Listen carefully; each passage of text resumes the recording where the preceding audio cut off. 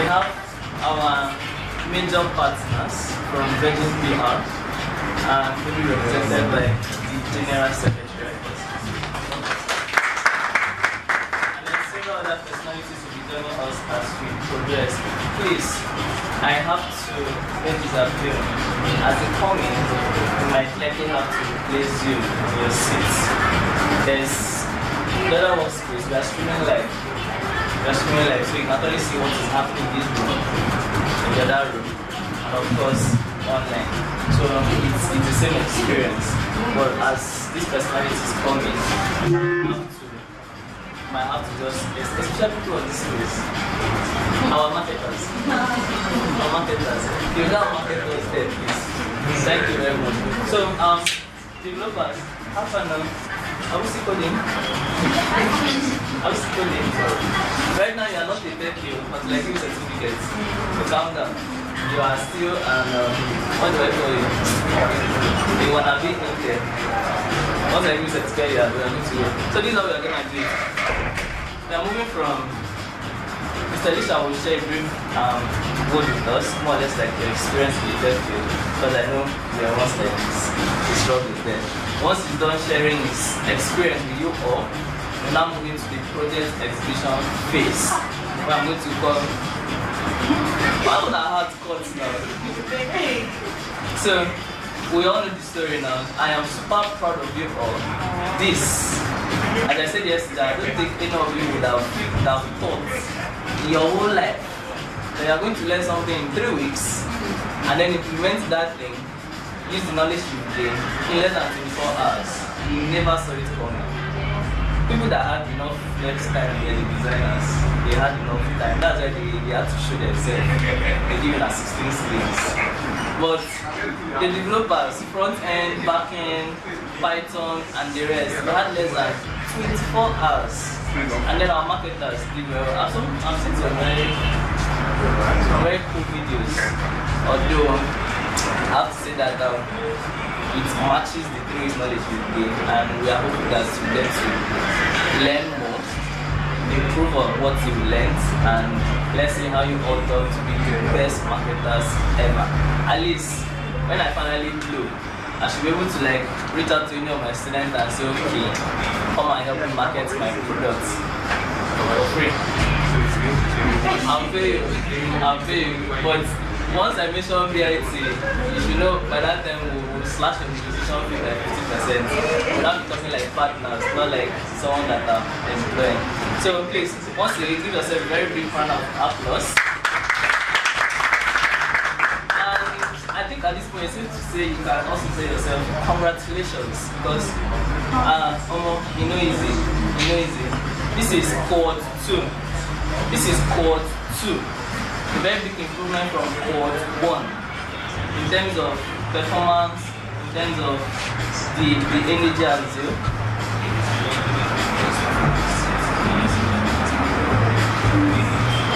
So in terms of performance, in terms of the activities we've had, in fact we even had to like increase the standard. Mr. Bishop was there when we had our BIT 1 graduation. This is a whole lot better than that. So I'm proud of this cohort. I'm proud that you guys are also beautiful. We need them first. So the sneakers people are wearing. As you are going out, please drop the price of your sneaker and see how we can negotiate so that I can collect off. There's one I saw. That sneaker is entering my eye. You have to negotiate. I don't mind giving you 50% off your training fee just to collect that sneaker. If I see that person, she's almost priced.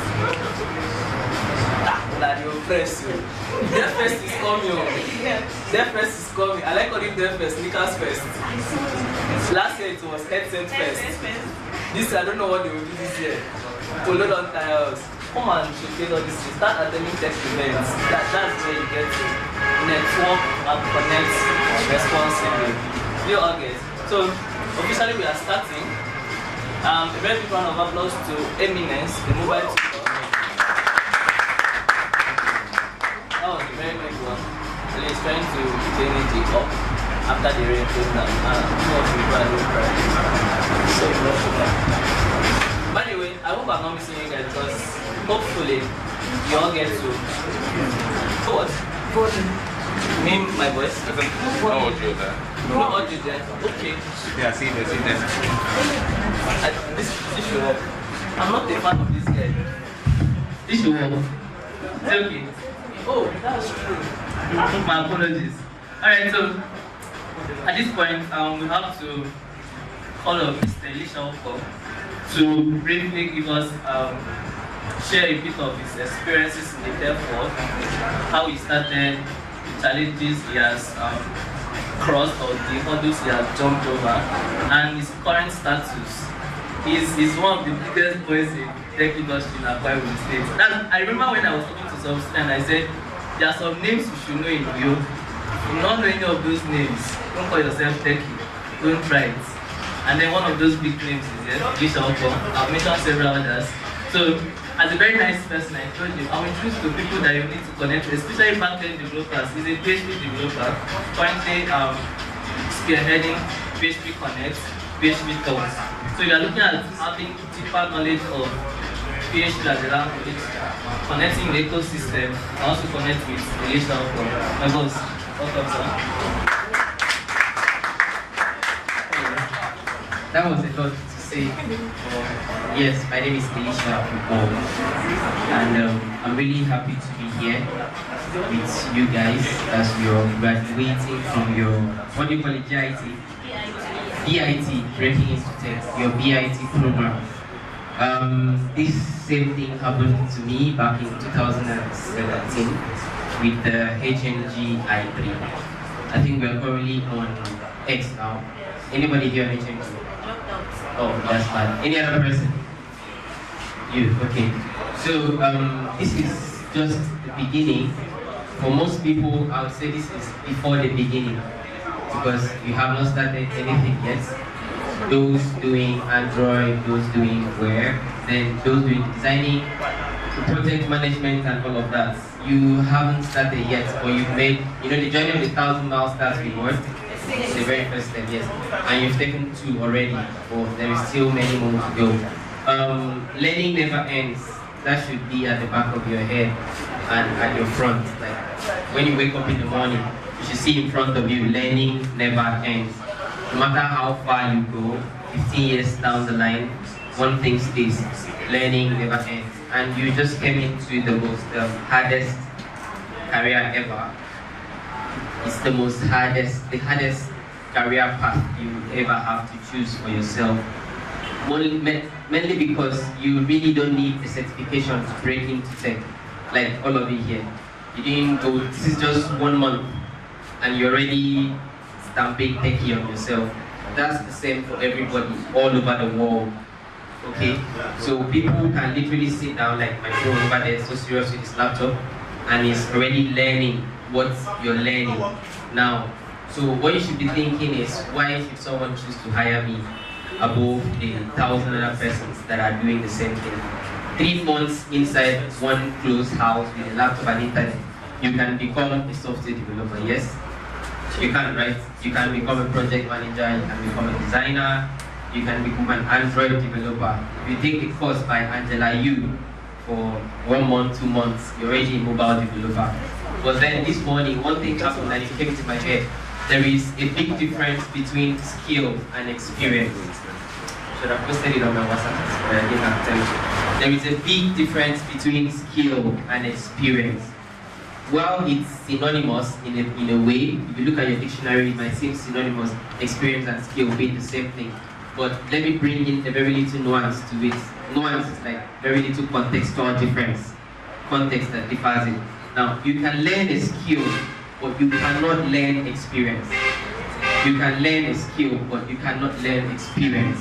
Skill can be transferred from high and wide. Skill can be transferred from me to you through teaching, but experience cannot be transferred from me to you through teaching.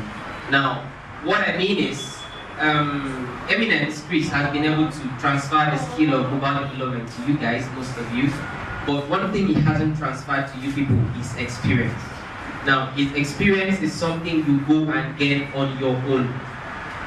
Now, I've been doing this for the past, let's say, 5 years plus, but there is a whole lot of things pertaining to experience that I don't have. And this week has been the toughest week for me ever at work. Everything I do seems to not be working, right? So am I a very skilled developer? Yes. Do I have a lot of experience with side by side with the people I'm working with now? No. There is still a whole lot I have to learn. So this takes you back to if this guy Joseph is saying he's a big name, and I'm still telling you there is a whole lot I have to learn. Now think about yourself. So there is massive things that you have to learn. There is a whole lot you have to learn. That's just what I came here to tell you.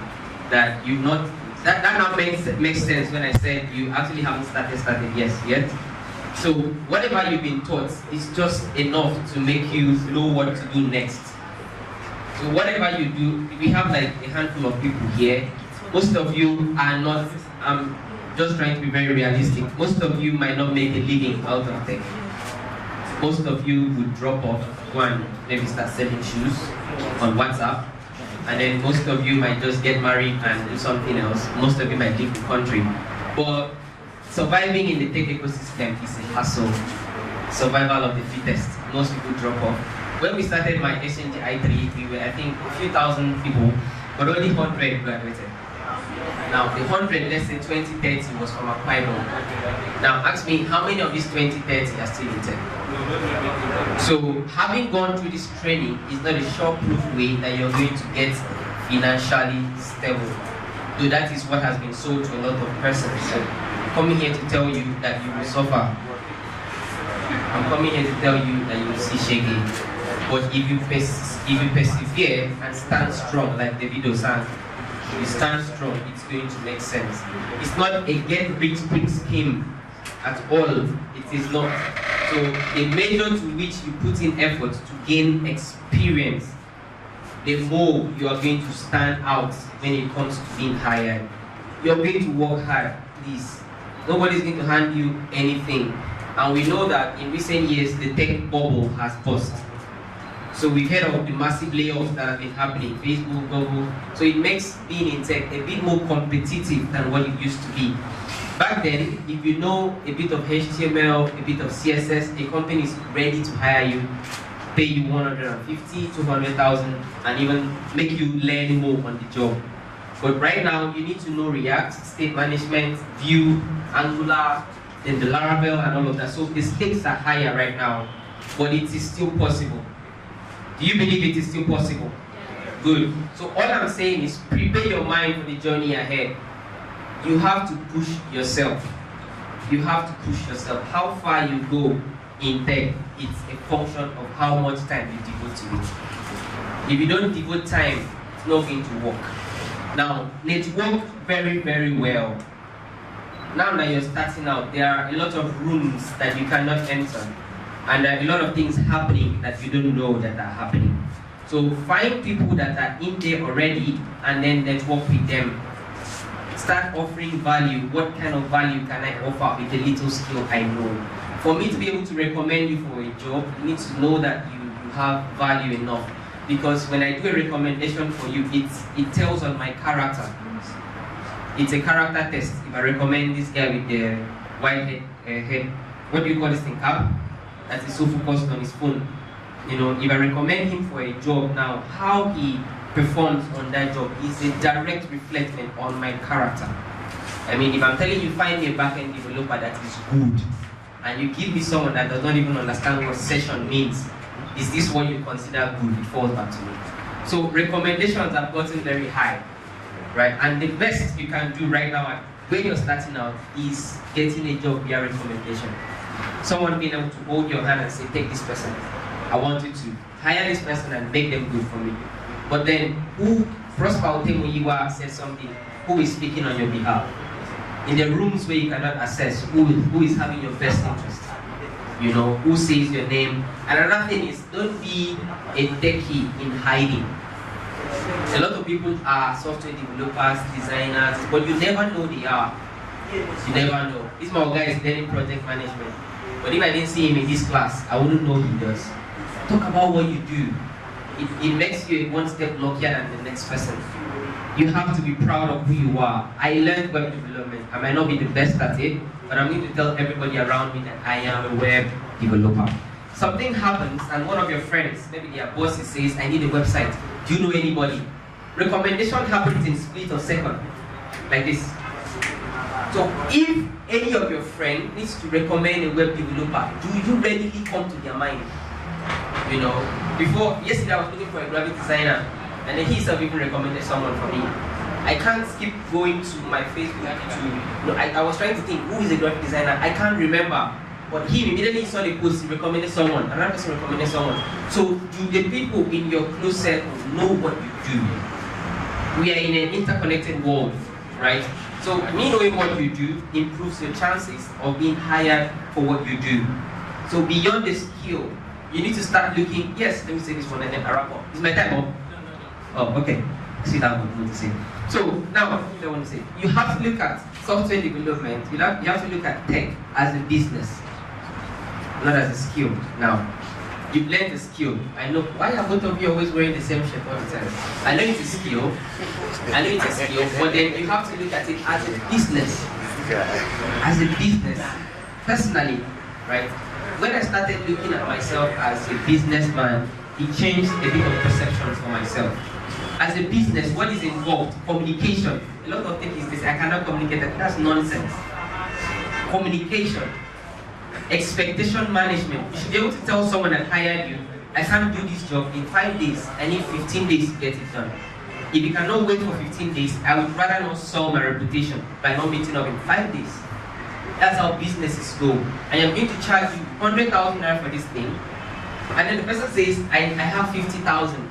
The moment you collect 50,000, you must give them 100,000 naira worth of value. Nothing like, because I charge you 50,000, that's why it's squanky. No. If you accept to reduce your rate to do a job, offer your highest value for every job you do. Your value must not be adulterated. How many of you have watched Queen of the South? Queen of the South. It's a cocaine movie, yes? So she sells in, sorry, I'm just as an illustration. She sells high-grade cocaine, not caught yet. Now, one of her boys, I've forgotten that man's name, decided to go, No, not James. James Scott, no, not James. The other guy that was in Colombia that killed his brother decided to cut the cocaine to make more money, whatever it means. And then that was different from what she does. So if you're receiving cocaine from Teresa, you must know that this is the highest quality. When that quality falls short, you lose serious money. Back to reality before DSS will enter in. So now what I'm trying to say is, when you set a standard for yourself, my name is Elisha Upon, and if I am working on your project, if I don't work on a lot of person's project, if I am working on your project, you will expect the highest quality. Highest. So if I tell you I charge 1 million naira to build a simple company website, and you come and say I have 200,000 naira, and you use 200,000 to build this for me, and I decide, maybe because of relationship, to build this site for you at 200,000 naira, these are pseudo fees, please. And then I decide to use 200,000, I must give you the value of my 1 million worth of work. Because that discount was on me.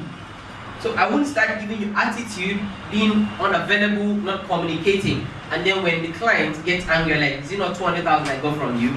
Normally it should be 1 million. That's wrong as a business person. So beyond your skill, start looking at you have started a new business. And a business you start today will not start making you money tomorrow, except in some exceptions. Do we agree? Do we agree? So that's the same thing. Don't think tomorrow you start becoming a tech person that makes money. While there is certain cases where most people are, like my brother behind, from next month to start making money with his skill. But you know the difference between him and most other persons. The person that speaks on your behalf. You know, I've spent the past 5 years plus in this ecosystem, so he should be able to leverage on all the relationships I have made. All the hard work I did should be a stepping stone for him, yes? So now it falls back to why you should network very, very much. You know, so the job ecosystem in Akwa Ibom for techies is very slim. So while you're learning, don't have Akwa Ibom as your starting point as the way you want to work. This is the truth. I've been in Akwa Ibom, I've gone to Port Harcourt, I've wasted my time in Lagos and I ran back. Lagos is a waste of time. If you're born and bred in Akwa Ibom, you have a very hard time in Lagos. Very, very hard time. So it's easier for you to start thinking beyond your locality. I think that is a talk I gave in around 2020. Start thinking beyond your locality. Use your Facebook, use your Twitter, use your Instagram to talk to everybody. People must know you're a software developer. You're looking for jobs everywhere. Please be very unashamed when you're looking for jobs. LinkedIn, be very unashamed when you're looking for a job. So how did my career start? I started out in HNI3, like I said, finished, almost dropped out of school. My mother did not agree. I finished it for her. And then my dad didn't care. Do whatever you want. So, and then, not like he didn't care, but I think he was just allowing my mom to do the pressing and all of that. Not laptop pressing, but pushing me to finish school. Then after that, I got a job in a very, very weird way. I was volunteering for GDG 2018 as a life support volunteer. Someone came, my boss, and then asked for a developer. Something happened, and then I saw myself in Port Harcourt. Long story. I was the only developer on the team, so I was doing graphics design, I was doing front end, I was doing back end, I was handling DevOps, sometimes I was doing UI and UX. I was one-man team, doing everything as a dev. So, and with time, we started expanding, but I moved from being an entry level, got to junior developer stage, I think, then got to lead developer. They gave me CTO, I didn't ask for it, but they gave me. Yes, another thing I have to say now is the titles don't matter. The titles don't matter. So even if someone is telling you you're an entry, you are UX, it doesn't matter. You're a mid, you're a senior, it doesn't really matter. At the end of the day, titles are contextual. You know what context means? A senior in a company, in a quite, I feel titles are overbloated, right? It's more of the value you deliver at the end of the day. What value am I giving out? What value am I seeing? I've seen seniors fumble. I've seen juniors do well, right? For me, senior software engineer is just a title. At the end of the day, am I making money from this thing? Is it making me money? You know, and am I improving? So you don't be all about the title first. Doesn't matter. Titles don't matter as far as I'm concerned. So the CTO thing happened, and then I was in it, and doing my thing. And at some point, I got promoted to a CEO position for a product we're building. Serious hard work, I can't even lie. You know, so I left for Lagos, stayed in Lagos for a while. A lot of shit happened, and I had to go back to finding a job. Now, it would have been pride on my side to say, I'm the CEO, I can't be finding a job and all of that, you know, I can't do that stuff. But I was in Facebook posting on every job article I saw to find the next job. Pride didn't help anybody. I was at the top of a company, managing like, let's say 25 people, directing things in Lagos, in Chevy View Estate, Lekki. That was where my office was. But when a lot of stuff happened and I had to pull down, I went back to the beginning to start, because you must eat. No matter how proud you are, you must want, something must make you money, you know. So I went back to even working for some Palestinian guy that I was making, I think $3 per ball fixed. I have seen what shaggy, but I needed what to eat. Something must sustain me till I have my big break. So imagine coming from making so much money here to here and still going back up. So pride doesn't help anybody. If a lot of people see me today and say you're so humble, I have seen things. Bro, I have seen things. Pride doesn't help anybody. The only thing that pride does is it stops people from helping you when you need help. Pride stops people from helping you. I am willing to come to you and ask you for 200 naira to pay my way to somewhere if I am not with my ATM card. I know I might have up to 2 million in my account, but the money in my account cannot help me right now. If you don't give me the small 200 that you have, I will trek back to shelter. Do you understand? So pride doesn't help anybody. No matter how high you get, remember that all that matters is your personality. Your personality is why I would want to work with you. Your personality is why I would want to hire you. You know, pride doesn't do anything. I've seen a multi-million-dollar company come down in like this. Gone. So no matter what you have, pride is something I don't want you to have. No matter what you have, don't have pride.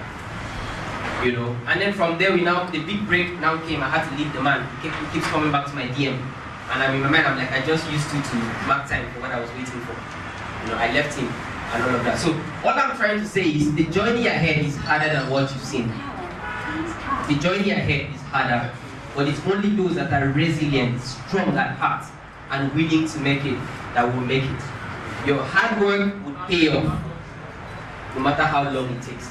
Your hard work will pay off. The next thing is, the big money is not in the Nigerian market, sadly. The big money you need is not in the Nigerian market. I was a CTO in Port Harcourt making 65,000 naira. CTO in Port Harcourt. If you know what a CTO means, you know what it means to be in that position. But I was making what? 65,000 naira. Okay? Then I moved to the CEO of a company, of a serious company. I was seeing money. And I was making, I think, 250,000. That got slashed to 100,000, 150. So if you want to see serious money intake, Nigerian markets is mostly not it. There are a lot of exceptions. There are a lot of people that will not want to agree, but I'm the one holding the mic and I am telling you my experience. Do you need the Nigerian job market? Yes. Is it competitive? Yes. But if you want to make serious breakouts, it is not the Nigerian market you're looking at. It is the global job markets, mostly the US and the European. But then breaking out into the European or the US job market needs the grace of God. It is what? Grace of God. Because the interview process is different. The culture is different. The culture is very different. The culture is different. What is okay in the Nigerian culture might not be okay out there. A very small joke can make you lose your job. But that's by the way. So it's different. And before you get in, you have to be very, very good. You have to be very, very good. And know how to take feedback. Giving you all I've learned on my small journey. Know how to take feedback. Know how to take feedback. Look at it like this. Feedback is what you need to grow. If someone doesn't tell you you're doing something wrong, then that means there's no opportunity for you to grow. Growth means I am careful enough to assess what you have been doing and showing you what you're not doing well as an opportunity for you to correct that and be better. There are a lot of people that when you give them feedback, they will stop talking to you. I don't hate you. If I tell you, if most of you come and start presenting and I tell you you did nonsense, if Alfred Lazarus was here, when I'm done, you go and call me for 1 hour and tell me you shouldn't have told them they're doing nonsense. But the truth is, whether you're a beginner or you've been here for 5 years, the job market doesn't care. If you spent 15 days on a particular task and it doesn't work, it means say you know they work. I've spent serious time and mental power to do something, push it for review, and my upper manager declined it. It won't scale. Happened this morning. Imagine I start saying, you know how many hours I spent on doing that thing. You should have accepted the phase and nonsense. Nobody cares how long you spent on something. I don't care if you had 24 hours to do the thing you're going to present.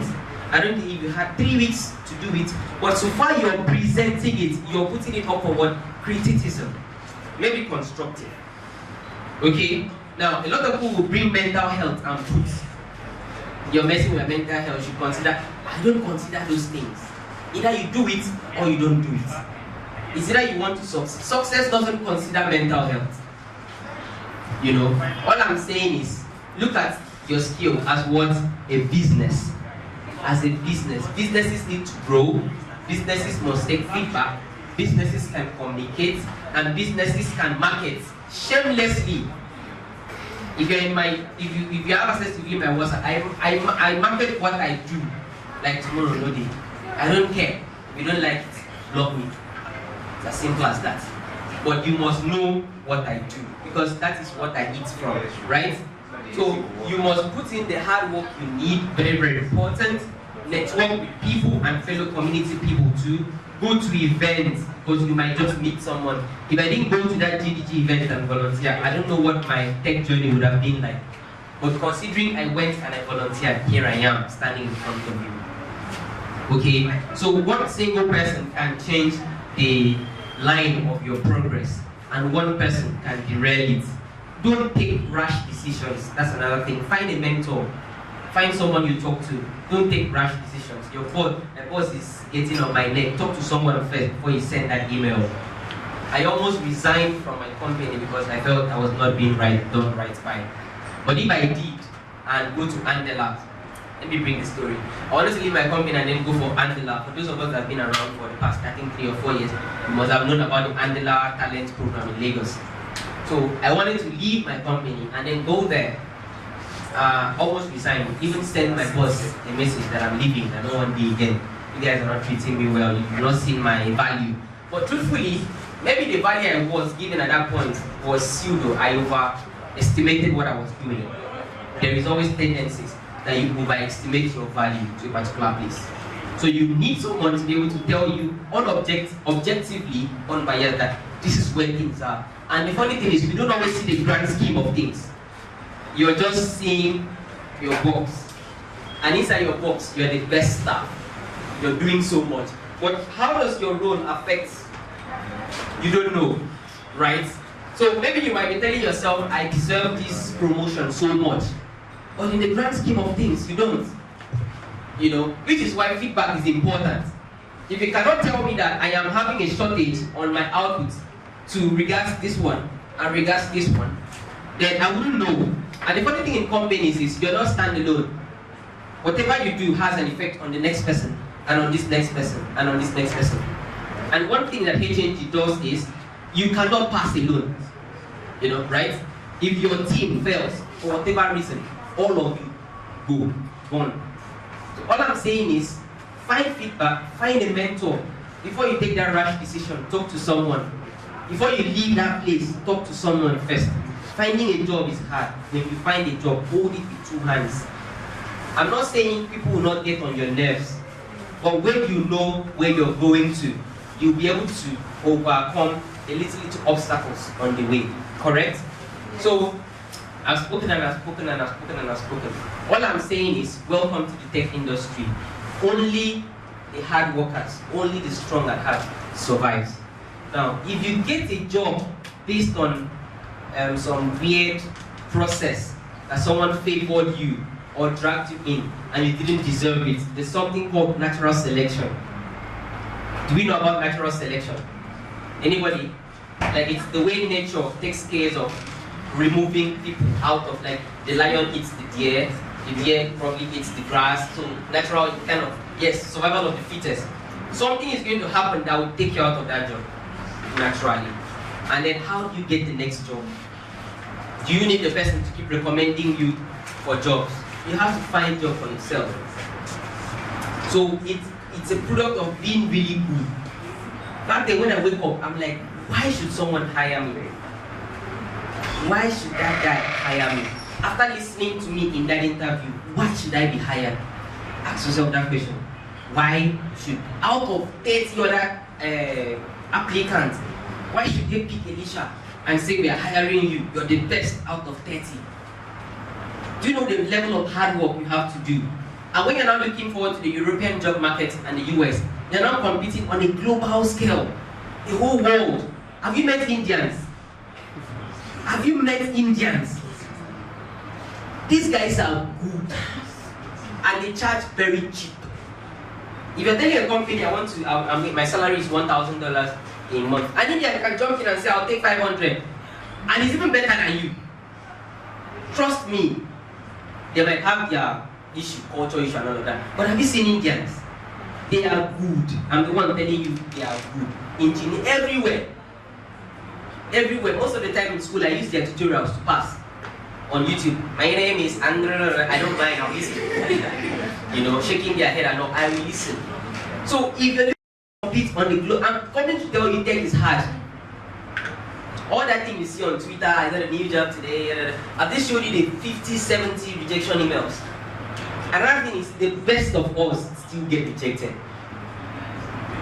So I posted on my status that I got rejected for a job, so I was like, even you. I said, all of us get rejected. The thing is, one, you might not be qualified enough, no matter how much you know. there are levels to problem solving. Serious level. Someone sent me a draft for a job. I think if I cannot do this one, it will take even 3 years to get this thing. A mix of Figma, Canva, and all. Who do you want to kill with 700,000 naira budget? Not me, you know. So even the best of us get rejected. You won't get so good that you can't be rejected. You will be rejected. Now, one, either you're not fit for the job, and when I'm talking about fit, it's not just the skill. Which is why I'm looking at you, viewing your skills like a business. It's not just the skill. You might have communication problems. MTN network might just show you shaggy, you lose an interview. Just them not being able to hear you, your internet is stuttering. Them not being able to see you, there is buffering. That's enough to say, not us, not you. See if you can buy Starlink, buy it. Moving on. Another thing is, you might be too qualified for the job. You have 5 years, they're looking for someone that has 2. That's another thing, overqualified. And they'll send you one very sweet email, but at the end, a rejection. You know? At the end, it's still rejection. Then another thing is, you might not be in the right place for them at the time. They might not be hiring from Nigeria. There is a lot of factors to this thing. But everything you see on Twitter is, hi, I changed my job, I'm now this, and you now feel it's so easy. It's not. Finding a job is hard work. I'm not talking about the plenty process of interview. You've done like 5 already. There's an interview, it took almost 1 year, 6 months for me to be hired. 1 year, 6 months. And I worked for them only 1 month, and I left. I just needed to jump their 1 month salary for the stress. Started an interview, and it lasted for 1 year, 6 months. Trust me, that's an exception anyway. I should have moved on, but I still needed to jump their 1 month. So now, all I'm saying is, it's hard work. Now, there is another set of people that never find jobs.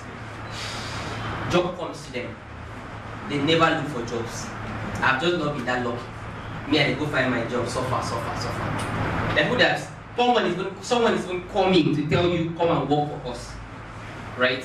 Come, we want you. They carry you from this company, put you here. There are people like that. Now, how do you get to that place? One, the network you keep, the people you know, they are the ones that will push for a company to come and want to hire you out of the company and pay you even more.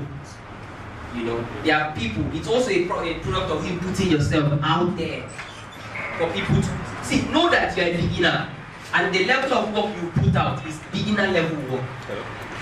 Like I said, skill and experience is different. I said that, right? So you must be proud enough to show out your beginner level work as a beginner.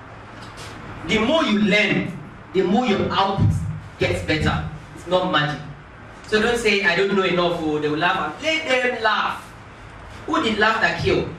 Unless you bring mental health and put, I don't know what that is. I really don't know what that is. So, talk about yourself. You wouldn't just wake up one day being super good and start feeling comfortable to push it out there. No. You will, as far as you're a person, you would never feel good enough. There is always that one. There's that imposter syndrome in your head. Do I know enough? Do I know enough? They will laugh. If you stand down to say they will laugh at me, 7 years down the line, that's the same thing you still have in your head. They will laugh at me. They will laugh at me. I should be better. And you stay there. There are also people that you will not even see them in the limelight. Like you don't even hear about them, but they are still doing so well. So I'm not saying that you being out there makes you do well, and not being out there you won't do well. No. But all I'm saying is improve your chances at doing well at the slightest. If you are an introvert, full introvert, then stay there. But understand that you need more hard work to do what you have to do because there's no one to help you. Correct? So I'm just balancing all the sides I've spoken about. You don't have to be out there to make a living in tech. But if you're out there, it might just help your chances at it. Okay? And then it is okay to take unpaid jobs. Trust me, it is okay to take unpaid jobs. Don't quote me anywhere, I didn't say it. But I'm just telling you. Because right now, you need the experience. Right now, you need the experience. And companies, for most of it, hire experience. Companies, most of it, hire what? Experience. So when you don't have experience now, and someone is willing to take a shot at you, they might pay you nothing, or little, or close to nothing. Please take it. So far you have lights and you have internet. If they can at least provide you data, please take it. Because there's a lot that you will learn that you will use to make money. Someone said, how did that quote go? Work to learn, don't work to make money. When you are working now, think like I am here to gain enough experience for the next job that will pay me better. So if I'm making 50,000 here, I should be able to learn and learn and learn such that if I want to go to another company, I can make 100,000. And then I stay here and learn and learn and learn enough to ensure that I can make what? 200,000. That's how this thing works. So you work to learn, not necessarily working to make money, but you make money while at it. So I don't say you should forget the money part at all, but just make enough. And the truth is, the chances of you getting a salary raise in the company you're working is very, very slim. I won't lie to you. I've been in the working part, I've been in the management side of things. The chances of you getting a pay raise where you work is slim compared to jumping jobs. Jumping job is a short-proof way to get a paycheck increase. You can even double it. You can be making 100K a year. You work for 3 years and then they'll come and add 15,000 for you. It's not their fault. The economy is economizing. You know. But you can move from here to a different company entirely and make 200, 300 based on your negotiating power. But when they now bring you in, it will also be very hard to move that money. Trust me. So that's why a lot of people back then, they were jumping jobs. One year jump, one year jump, 1 year jump. But you know one thing, in as much as that is good, I always play the long game. You jump 7 jobs in 7 years. Chances are you might be having 1 year experience 7 times and not actually having 7 years experience. There is a lot of tiny things you learn that only comes in over time. Now let's look at it. Is my time still remaining? Who is this guy? Like, am I making sense?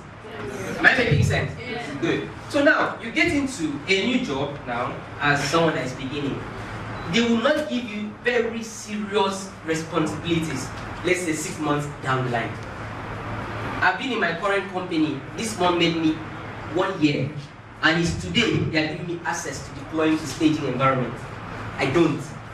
Do your PR, keep it there. My line manager comes in, does the deployment and testing. So it took me 1 year of working with them to gain that trust that we can hand over it's an agency and they don't play with client projects. You could be sued.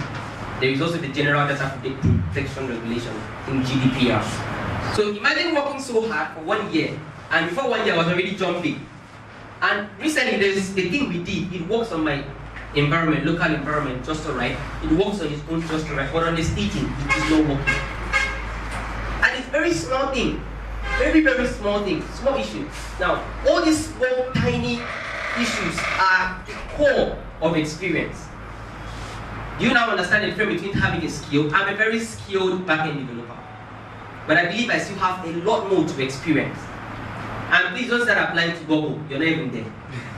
Leave FANG alone, just leave them.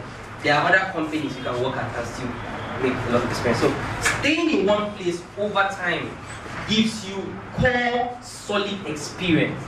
Working on one thing over time gives you core solid experience. Like it makes you a domain expert. There is something we call domain expert. It makes you a domain expert. In my previous company, I learned so much about SEO. Even as a backend, I learned so much about SEO. At some point, I probably would have called myself a domain expert if I was all about title, right? So stay in one place and ensure you are deeply rooted. You know, you feel okay. I've exhausted my learning here. Exhausted before you can now move on. There was also a company I was working at. Okay, what happened? The guy reviews all my PR. To the smallest detail, a space between 2 variables is a problem. You must keep it, that space must be there. Then he started to that place up to the point where I grew to him not even reviewing my PRs anymore. Like I believed at that point I've learned everything I needed to learn from him. And it was time to move on. Don't move on prematurely. A lot of us stunt our growth because of the want for money too fast. Okay, so now for the past 7 years, you've been jumping companies and you've gotten to a point where your knowledge has atrophied. You know what atrophy means? Like detrimenting, going back. There is something we expect a 7-year-old engineer to do, to know. But you've been jumping. You're not inculcating core skills, core experience skills. Now at your 7th year, you're now trying to go and learn something you should have learned in your 2nd year being in one place for a while. And most of you, as soon as something starts shaking in the company, phew, my work. Someone, your boss spoke to you the way you don't like it, phew, next company. Why? You have to be able to stand the test of adversity. Because things go bad. Over the years, most of, as it is seen in the tech industry, over the years, as you keep going, you become a founder. It's like there's a pipeline, tech founder. So how do you stay and learn the process? You learn, I tell people, when someone is allowing you to serve them, serve. That is your only opportunity to make mistakes without consequences. A server can go down and they will be talking about your boss. Your company will lose money, but nothing is touching your salary. Do you know what that is? Someone called me and was like, they are talking to me like this, they are not giving me opportunity to grow. I said, growth most times is a function of yourself. Nobody will stand and come and someone, the best they can do is water you. The best they can do is plant you. Growing is up on you. Like what what has done now. They planted you, you are now planted in tech. How you grow is up to you. Do you want to grow? Do you want to die? Then you can die. They'll keep planting more people. And the one or two that grow, they'll be able to point at their hand at and say, that is a product of what we did. You know. So at the end of the day, all I've been trying to say is, beyond the skills, look for experience. Beyond the money, if you can stay in one place and be making 100K for 5 years and move to the next place and be making 3 million naira, there is that high chances. Do not trade experience and growth for money. Money is transient, it comes and goes. Experience stays. I tell people, what I know, I might be out of job for a month, but I'll surely get the next best job. Do you understand? Based on what I know. But if every time someone has to put in a word for you to get the job, there is a serious problem. If someone has always put in a word, for example, you don't know. Like I say, like that means you don't know enough. You should be confident enough to ensure that what you do speaks for you. So focus and prioritize growth over money. Thank you. Thank you very much. Alright, this is a round of applause on he has actually said plenty. Personally, I've learned a whole lot. Right? Anybody has questions on this station? Anybody has questions? He said something about swallowing pride. Did he begin to ask if pride is poison until you swallow it 3 times? Or you may have some. The amount of it is for nobody. If you use it to swallow pride, you have gone far. Alright.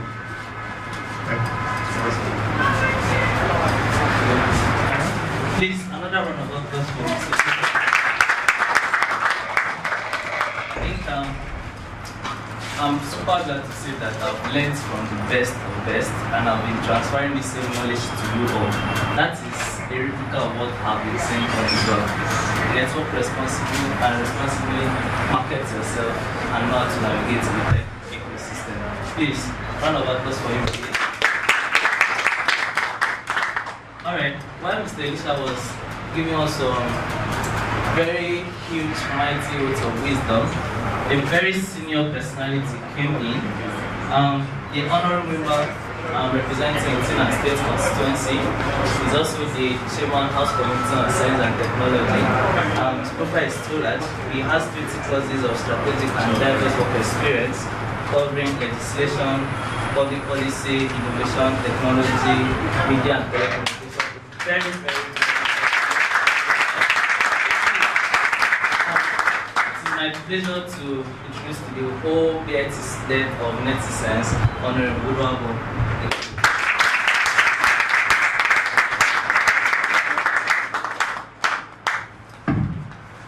Good morning. Good morning, sir. Good morning. Good morning, sir. My name is Eduard. I like to not close so that we can be in one house. So you come in and you stay out. Very nice to meet you guys. Thank you, sir. I have a few things to say. Yeah? I'll say it and I'll be in about 15 minutes there. and please don't ask questions. People that ask questions are very smart. The people that don't are very unnice. It means that all the time spent here was saying rubbish. So please don't ask the question you're asking. Okay? We'll all be on the same page. Thank you very much. I want to introduce 3 people to you. Yeah? 3 of them. Open so that as you close, you are closed.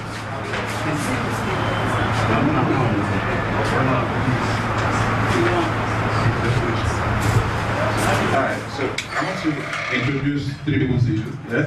So that when I'm done, you decide which of them you would like to be in the future. You guess. The first person is myself. I finished school in 2001, December. I'm very old at it. And then I have a family wife and 5 children. My first one is 14. I worked in Airtel for 13 years. I left Airtel the senior manager in 2016. I worked as Director of Business Development for a Canadian firm and for some other firm in Belgium. And duty came calling, and I came back to Chicago State. And somehow I'm the chairman of House Committee on Science and Technology. I'm a rich man because I have about 5 cars. I have a house that belongs to me. I can pay NEPA bill, I can pay water bills, yeah? I think I'm rich, a bit. Yes. Yeah, that's very nice. So that's the first person, yeah? The second person is a friend of mine who finished school in 2002. And somewhere along the line, he and I both wrote the CCNA exams, yeah? And then I failed by 23 marks, and he failed by 50-something marks, yeah? And then he wrote it again, and he passed. I was like, what kind of rubbish is this? How can I fail this thing? Now I'm helped transform, I'm doing it again. So, but I was still in the IT space, you know, I was 2002. And then, I'm rich, a bit. Yeah, so you have to decide how you want to be as you grow up. You know, you just finished from the course that you've done. You have to decide if you want to be rich, richer, richest. Yeah? Anywhere you place me, yeah? Some of the story is that you don't walk away from things that are important, like IT. And that's why I'm here. Yeah? So, let's not digress. But you have to decide in your mind right now where you want to be. So if you learn something from this place, and how to apply it depends on you. Yeah? That story was very dramatic. Was very informative. So please fail, eh? And then when you fail, you do it again. And that's the point, yeah? Because when you pass, you think life is so easy. You get it wrong. So the point is fail, and then when you fail, you rise again. Yeah? Make sure you rise again. So that you walk in the UK, and you walk in the Europe. Where's the boring place? You get what they don't have in you. My kids don't like to be here. They're happy. And my first one tells me that they did some of their agree. You get every weekend, nothing to do in the UK. You've gone everywhere, eating everything. So decide how you want to children to speak to you in the future. Because when they're speaking to me, I'm not happy. You get and it's because I think, you get and I didn't stand up. So please fail and stand up, yeah. Whatever space you are in. Canada is a nice place to be, a bit. What is about Canada? It's cool, a bit. But Canada is deploying. Canada wants to have about 50,000 migrants, you know, before. You are aware, right? Good. Of that number, how many are IT people? Sorry? Majority. About 40% of that number are IT people. You get it? So you are in the right space. My sister left for the UK in February, and she's doing some job, yeah?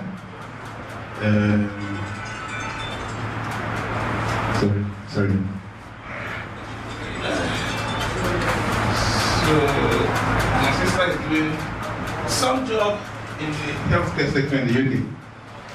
And between February and today, she has saved about £10,000. Am I still rich? It's not about money, you get the point. But I'm not able to save £1,000. You get the point. My point is, you have no business in Nigeria if you're in IT space. You get it. The first point was fail, Abi. Fail and start up again, Abi. Yeah. The second point is start up again and run to Canada. We have known the 40K, yeah? Well, you see, I work for the state government, I represent Nigeria. I saw an oath of allegiance to uphold the values, aka to preserve Nigeria's ETC, yeah? So you didn't hear that from me, yeah? So what you're hearing from me right now is the third part, and that's remote jobs. Yeah? You don't need to leave Nigeria to save £10,000, especially if you're in the cybersecurity space. Why I always refer to cybersecurity is because that's where I am coming from. That's what I have been doing. That's what I'm doing. But I'm a layman in that space, but I'm still making small money off it, you know. So it's easy, you get. In a private state, the highest employer of labor is the state government, yeah? Followed by hotels, followed by security men. It's not really security men. They earn like 15K, 20K a month, very sad, very dried up to be at, yeah?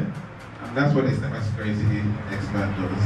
You get, it's a security man, but it earns bad money.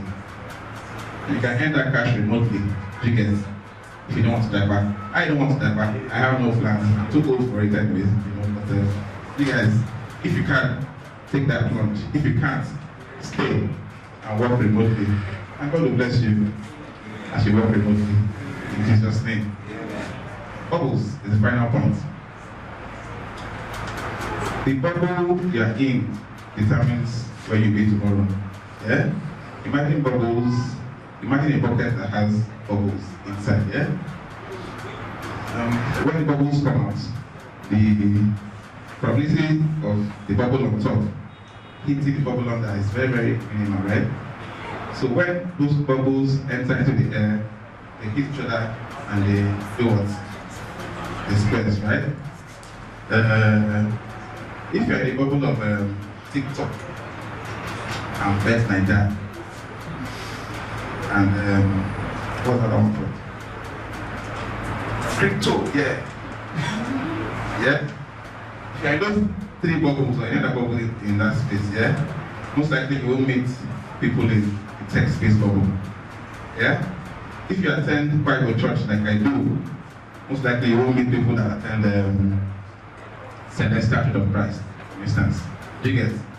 But everybody exists in the bubble that God created for them to be in. And so who can leave their bubbles into other bubbles? Yeah? So if you leave your bubble and enter into another bubble, if you do things like what you're doing, what you just done, that's do some stuff in the IT space. Yeah? Hunger is really in Nigeria. My phone is 100% charged by before 6 a.m. I switch off my phone all night. I don't take calls till 8 a.m. Yeah? Between 8 a.m. and 10 o'clock, my phone is dead. It's dead right now. I have a power bank that comes with the phone. I mean, it's an iPhone, it has a power bank on it, yeah? So that should last me like the whole day. But the phone calls I get per second feeling, telling me that I'm going to school fees or They are plenty. You get it? So you have to decide which bubble you want to be in. You want to be in the bubble of asking or the bubble of giving. Yeah? The bubble of giving is very, very good to be in. You get it? And any bubble you are in, work on it to improve the bubble. You get it? Even if you are in the bubble of beer drinkers, you get it once. Enjoy the bubble. You get it? Because tomorrow, I've seen God use bad people like me to be doing good. You get it? So they're not really bad people. You get it? With those few 4 points of rubbish I've said so far, hope I'm able to convince you that you should fail and rise up again. What else?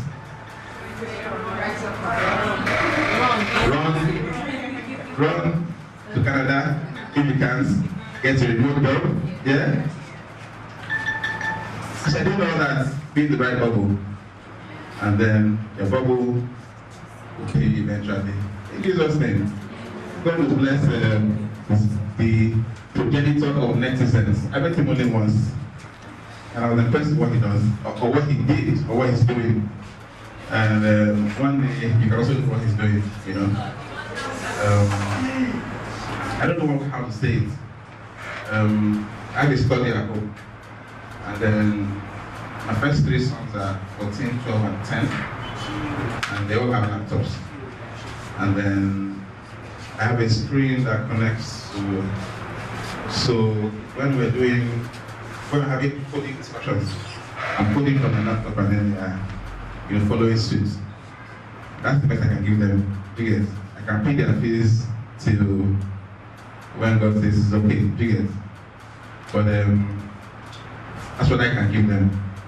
What will you give the world when you're older? And what will you be remembered for when you die? IT can qualify that story to ensure that you do good things, you know. No questions, right? I don't like those ending parts where the man cries or the woman cries together. So let me just go. Yeah? Thank you very much. But I'll take a few questions. Any questions, please? Okay, I'll answer this. You mentioned, I'm very happy with what you said about remote jobs, because that's one of the things I'm going to mention before I leave this place. We have a lot of opportunities that exist. I by the way, have 9 years experience in IT, and I agree with you that as far as the state, Nigeria is not the best place. I have a background in cyber, I'm a cybersecurity expert, and I saw a job posting, not even a remote job, an on-site job in Lagos. Guess what the annual compensation was?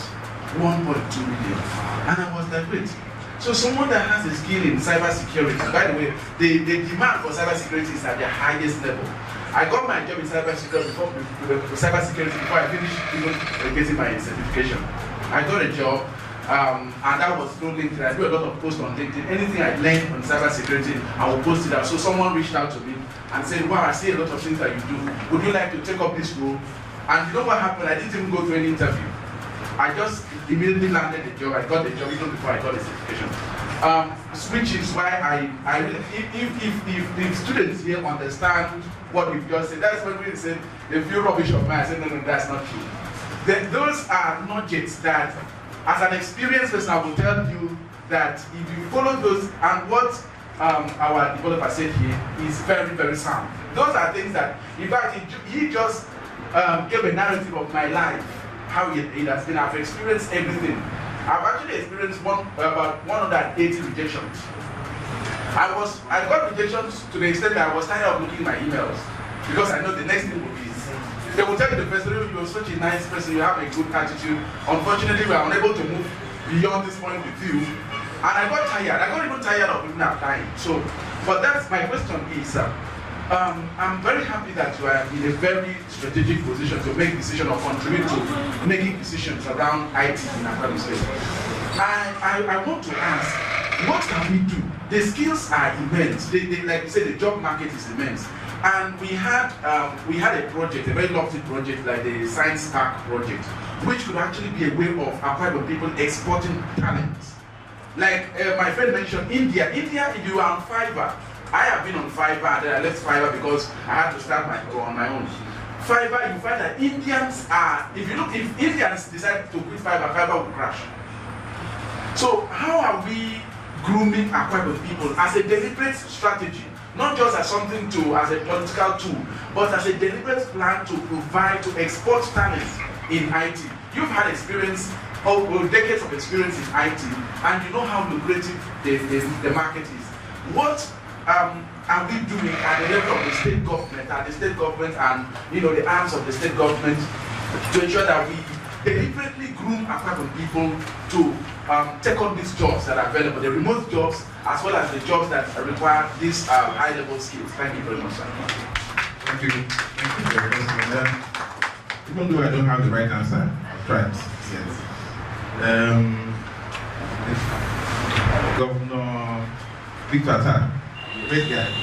He drew the IT policy of the state, did some very great stuff, But after he left office, sad things happened. And those sad things are affecting us to date. I can't discuss those sad things yet. But rest assured that I'm trying my best, as I have begun, to ensure that those sad things become happy. Yeah? Because I've seen what he might have done. I understand that over 63% of C-level blue chip firms are all Indians. Yeah? So I studied what they did and how they did it, and then I'm trying to replicate it in my small way. Yeah?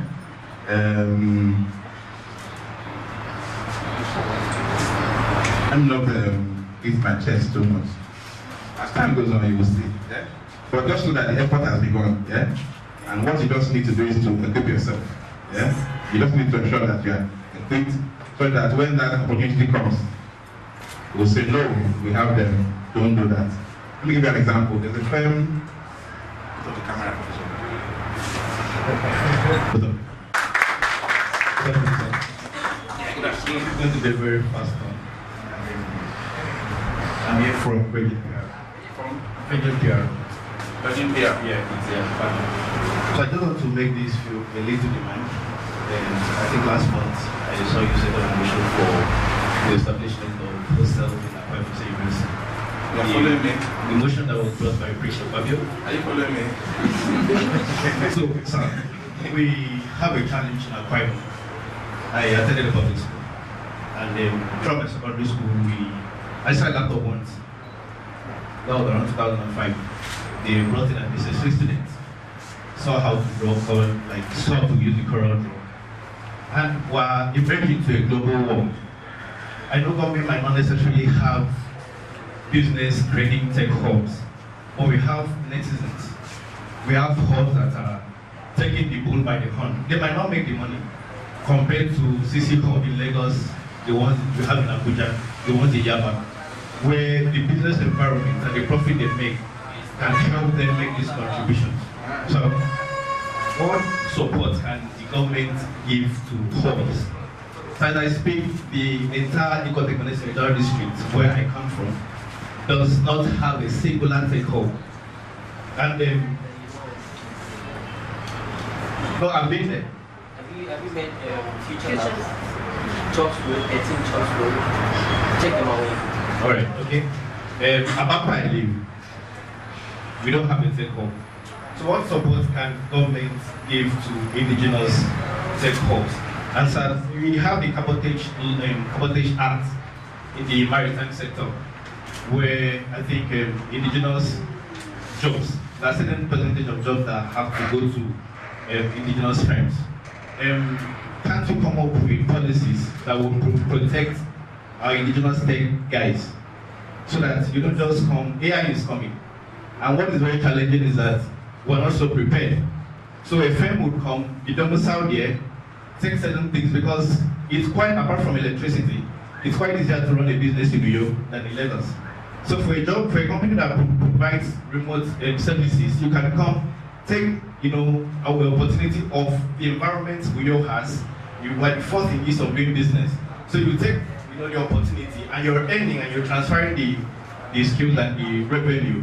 So can't you come up with a kind of cabotage act where we protect our indigenous tech frame? And lastly, sir, with the curriculum review to ensure that at secondary school that they have this early exposure, at least the basic HTML, so that once you come out, you have this drive, not just coming outside. It took us great stress to try to break into the tech field. Thank you very much. It's always easiest to answer the last question. Yeah, 4 questions, right? So the last question, the cabotage law, right? Act. It's called the local contents law, yeah? And it encompasses maritime and other sectors.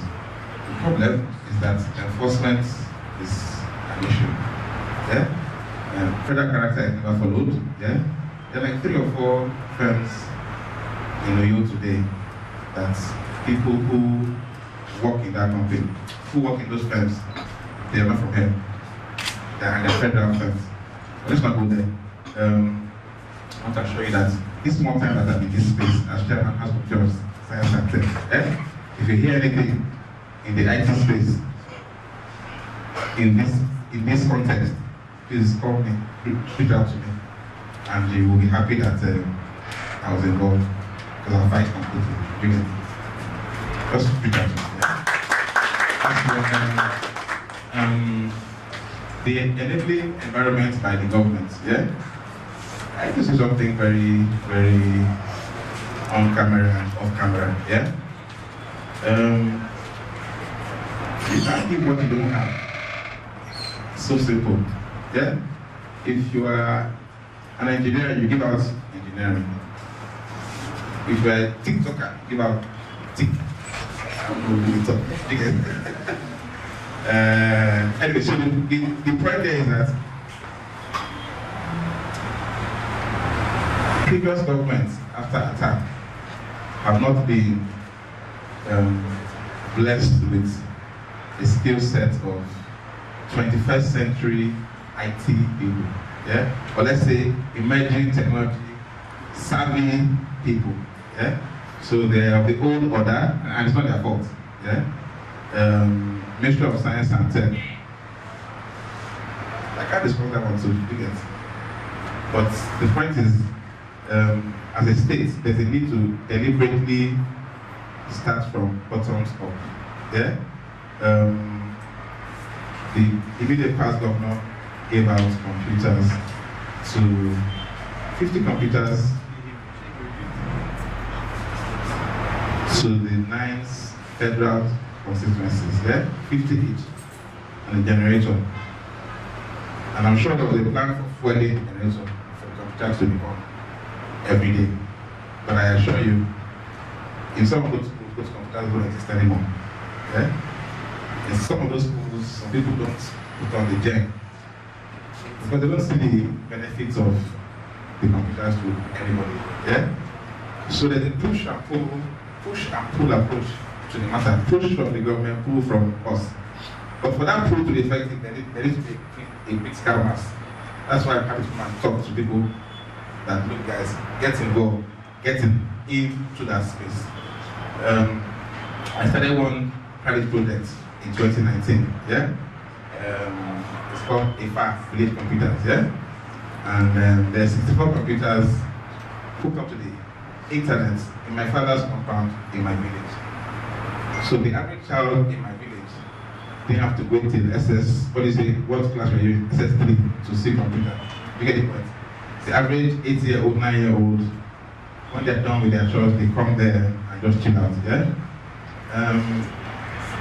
I only repair the screens, change RAM, pay my staff I have there because there's solar power there, yeah?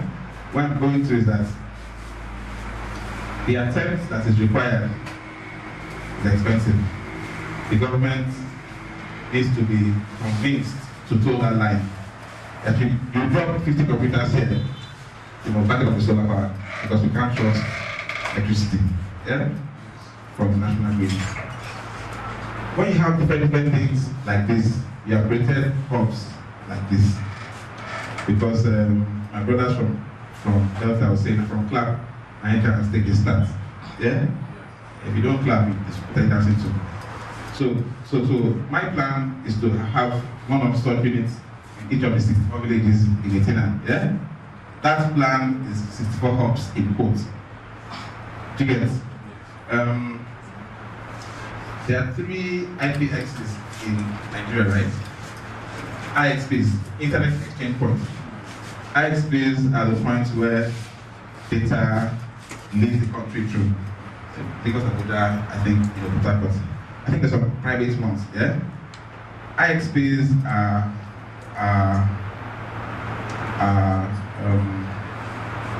not-for-profit businesses, yeah? But what they do is that they stand as the gateway to ensure that traffic goes out. They monitor the traffic that goes out without seeing the cost encrypted. From a strategic point of view, if we increase the number of computers in Akwa Ibom State, and the number of cops, and the number of everything that does things to the net, yeah, there will be a cost to have an IXP in Akwa Ibom State. Yeah? The biggest IXP is in London, there's one in France, yeah, there's one in the US. They exist, yeah?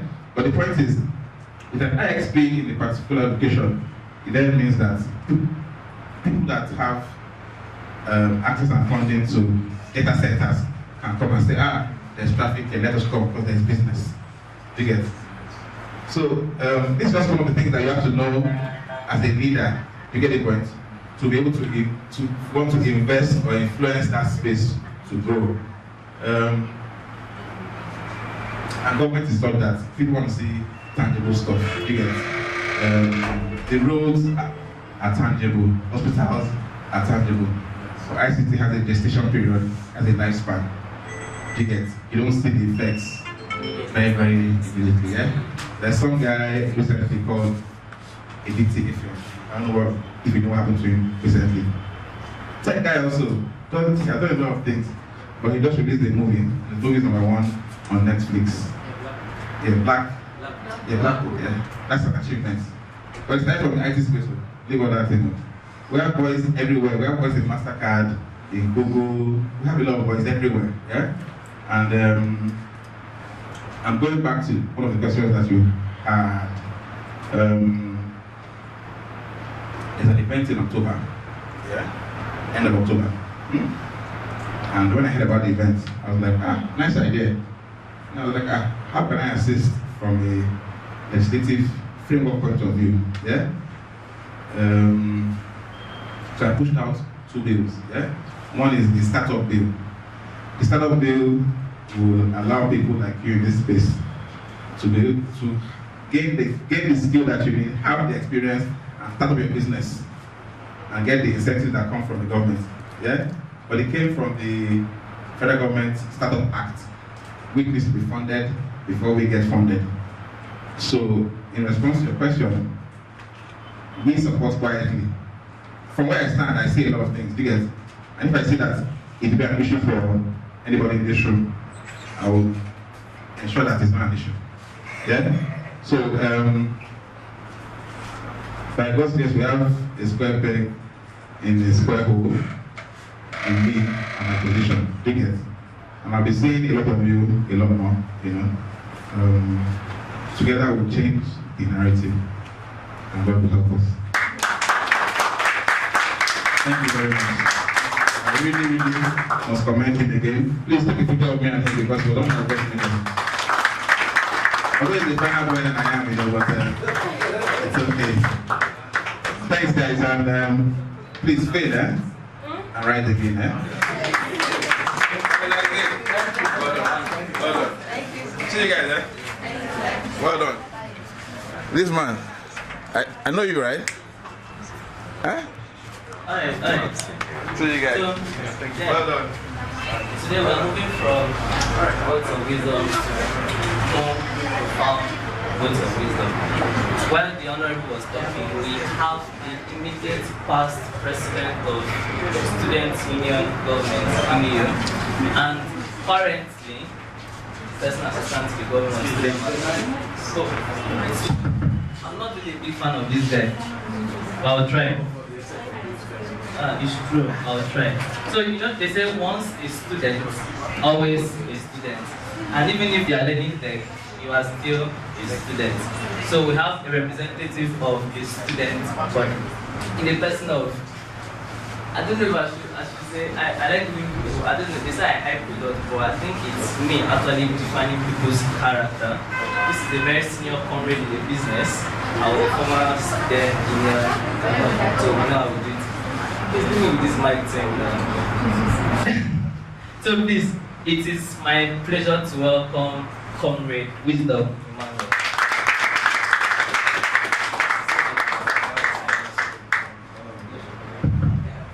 Good morning, everybody. Today I'm very happy to be in your midst. I've been observing what Netisen, right? And then the media. And also some of us students in the University of Rio and other universities, tertiary institutions in the country. So today I decided to come in person to witness the exhibition, right? Yes, and Mr. Joseph sent an invitation letter to me. I'm very happy to be in the midst, and I'm saying the people are doing so well. I've seen my son brother here. We now sell somewhere. So I'm very pleased to be in the midst. God bless everyone.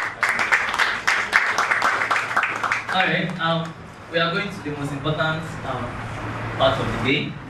This is where you get to showcase what you've learned in 3 weeks. Don't worry, chill, calm down, relax. I'll have to give a brief overview of BIT, although you all knew, but for the sake of our special guests that are here, I have to go by it again. We have Mr. Elisha Okon to judge us, judge your performances, and I have to make him understand what you guys have gone through, and then we'll give his real. Mr. Elisha Okon will tell his mind, point blank. He's not gonna mince words. There are two. Mr. Elisha Okon and Alfred Lazarus, point blank. You're not feeding them, and they're here to help you. So he's going to give you his true, what do I say? Object, exactly. So don't try fine-tuning or trying to use a temporal head. He's in the game, he knows what he's doing. So BIT, Breaking to Tech, is a basic introductory program.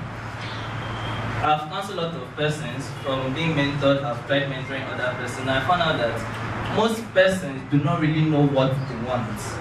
Some of them are pure blank, they say tabula rasa, they have nothing in their head. So we have to come up with BIT so that we get to absorb these persons, let them come in, go through the program and see if it will spike their interest. So I've had several, this is cohort 2, you're here in cohort 1, they come in, some persons, they are just few know why they came. Some say, okay, I want to learn designs. And there are some that came in and they are like, I don't know what to learn. No.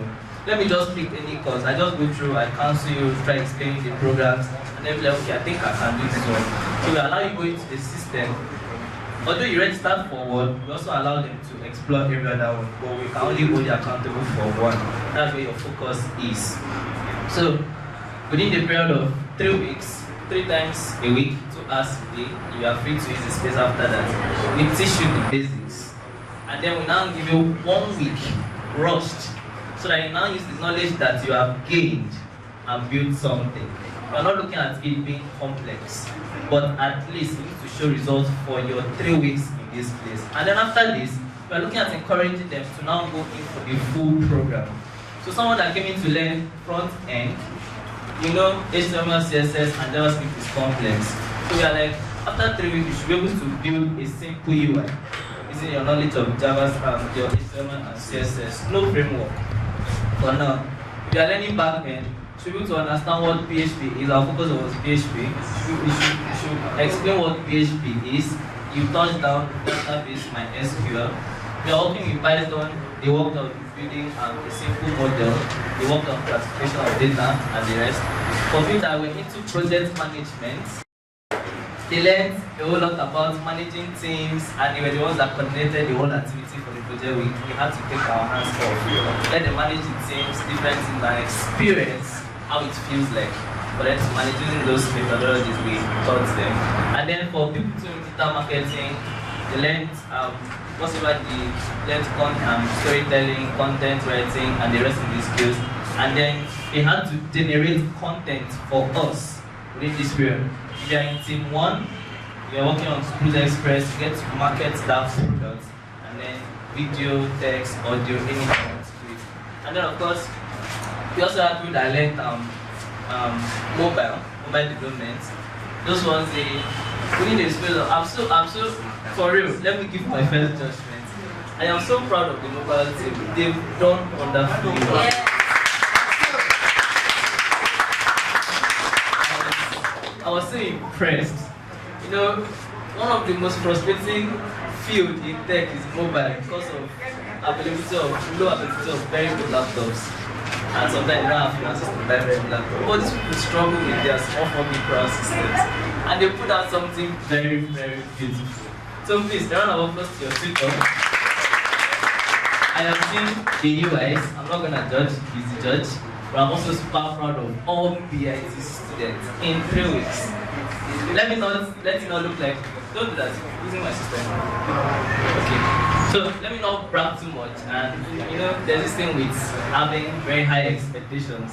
When your expectation is too high, and then you happen to see what you expect, you're like, no. So I like keeping expectations normal or below. Let's be that when you come out, you wow your judge. So please, note this. You'll be judged based on 1, your presentation, your choice of words, how convincing you happen to sound or whatever, and then your interfaces. We are not looking at, please listen, we are not looking at the functionalities because to be very realistic, you cannot do much in 3 weeks. It is not magic. But at least you need to have understood what you learned and did. So, without wasting time, for the viewing pleasure of my senior comrade and the chief judge of the moment, not the BAPC version, but the chief judge of this tech courthouse, I have to invite team 1. So, not all of them are coming in. Like, let's say each team was they consisted of about 30. We have to combine them: web, mobile, backend, Python, and the rest. So please, just the project manager, or more or less the project lead, and a technical person, whosoever you choose, and a backup person in case, if you don't have it, fine. In case you have to come here and cry. Watch it, please. So team 1, please take over. Thank you.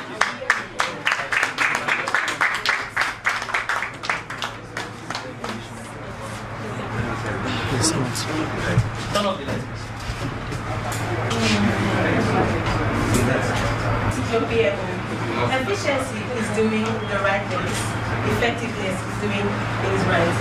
Hello everybody, my name is Netisens again, and I am the PMO of Schools Express. Now for the past 1 month, I have dedicated myself to the world of project management here at Netisens. Now my role as a project manager there includes project planning, project monitoring and control, resource management, risk management, quality assurance, documentation and reporting, stakeholders communication, and field selection. As a project manager, I have fostered a collaborative work environment, boosting the team's morale and productivity. I bring a proven track record of delivering results, fostering teamwork, and overcoming challenges. And I bet to tell you, I am ready to handle your project success. Throughout this project phase, I didn't work alone. Please help me. Let me meet my team.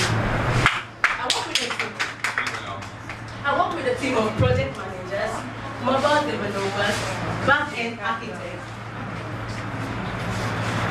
the Python developers, product designers, digital marketers, and front-end users. Please help me. Let me bring to you one of my front-end developers in the person of Jehoram Ibama. Good afternoon, guys. Standing on the existing protocol, I'll give you guys a little. I'll give you a little rundown on what we actually did. Please, she's saying 1 month. It's not 1 month. So just 3 weeks, and in a space of less than 1 week, we put it through. Okay, this is what we did. We had our project managers. That was the beginning phase, that very first phase. They did all the brainstorming and everything, and then we took over to the designers over there, and then we the developers take it. That was just major process development training that we took for Process Press. Team 1, just to promote or see how we can solve the problem of logistics, moving logistics in the country. So for our deployment, we were able to put up a mobile design and also a desktop design. If you look at it, we were able to make about 9 screens, and also we have a web version of this to solve this problem. And what we have here is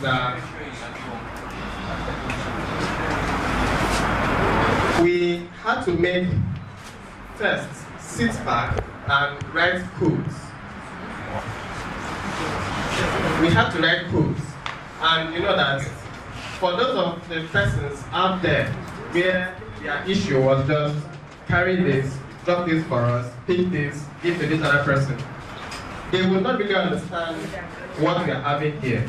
But we have to make it more presentable for them. That is making it user friendly, which brought us to bringing out the web output, which is what we have here. And on the website, this is what we have. While for the mobile version, we have this.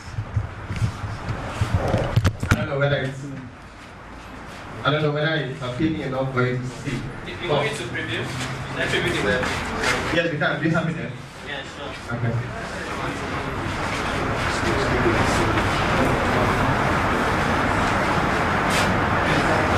What we are looking at that, Spruce Express was brought up to solve the idea of moving items from one point to another point. As tech people, all what our vision is just to solve problems. And for us to be able to solve the problem, that was why we brought up the Spruce Express as just an idea whereby we believe that will come to life in a few weeks' time. Because it's just a demo version of our project. So we have a delivery guide, and this has been happening already all around the world. Then the services we offer, we have our 4 values, key qualities. Why people should choose us is because we can be reliable, and we have cutting-edge technology as well as customized solutions. And when we are looking at customized solutions, we have solutions for everybody, whether you're using the web or the mobile. And our services cut across the buy services and down to the ship services. That means we are trying to, or we will in the next coming years, go abroad. Okay? We have other testimonials of people, and then this is just what. Let me see the photo. Okay. This is what our website looks like. Please, step outside, please. Excuse me. Step outside. Go to the other room, please. Step outside. Step outside. Thank you. Close the door.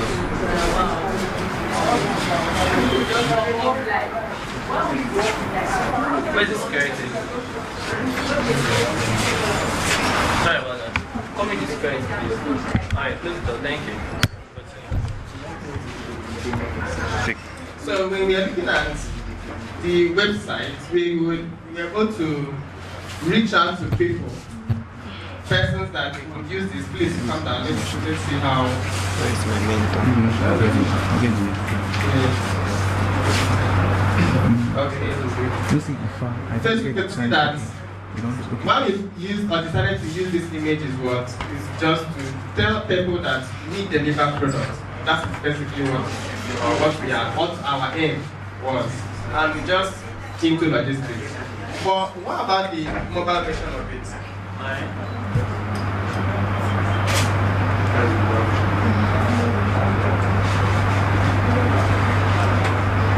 The mobile version of it, we had. The mobile version of it, we had several streams. Our mobile developers did a very nice job, and I have so much thank our designers, which please keep going. Hello, well done everybody.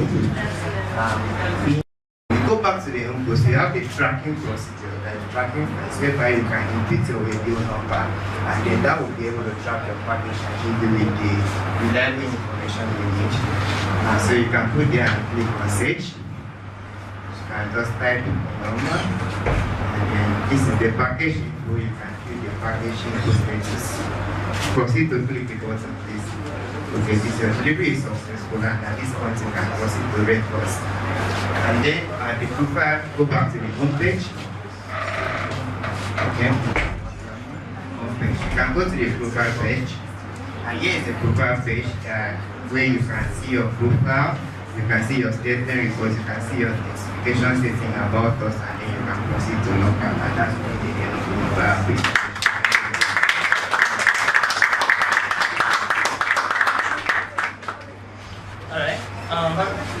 Okay. Yes, can we go back to this slide again?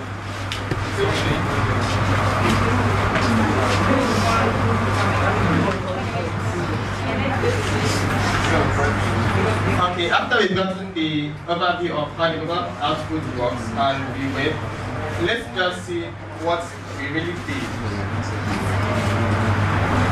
Okay, we had this, so I had a chance of putting this down, the problem, and then the brainstorming session, and then after we had the design phase, then the development and deployment, which is what you guys now have. Thank you so much.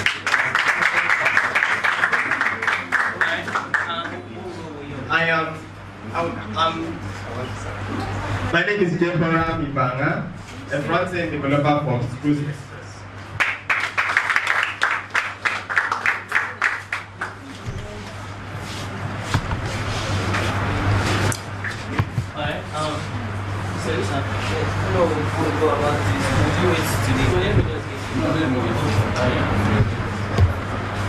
Okay, so team one, Spruce Express.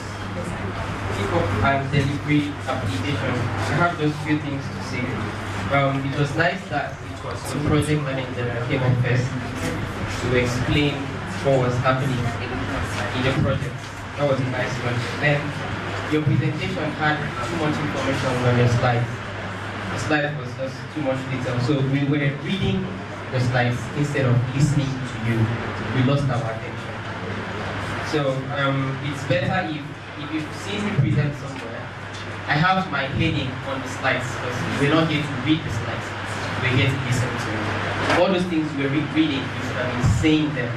And it doesn't have to be word for word. If you understand the project you're building, you can explain it in 5 different ways and see it at the same time. Then, I don't know, have you watched Apple presentation? Okay, so I like how you switched from yourself to the front-end developer to continue the presentation. So there was problem with the slides. I don't know if that's a general problem, but it's just how you guys wanted to be on slide going forward and backward. Then the button change was swift, but when the second person came out, they were telling us what we've done already. So it has to be super smooth. If you're done with explaining the app, what am I here for, and move to it immediately. Before you call it out, you already told us what it is and what it's coming to do. So when you get up here, just do what you can to do. Then your web button implementation does not have a call to action. There is no. Can we go back to the implementation? Go back. Excuse. The implementation, the web view.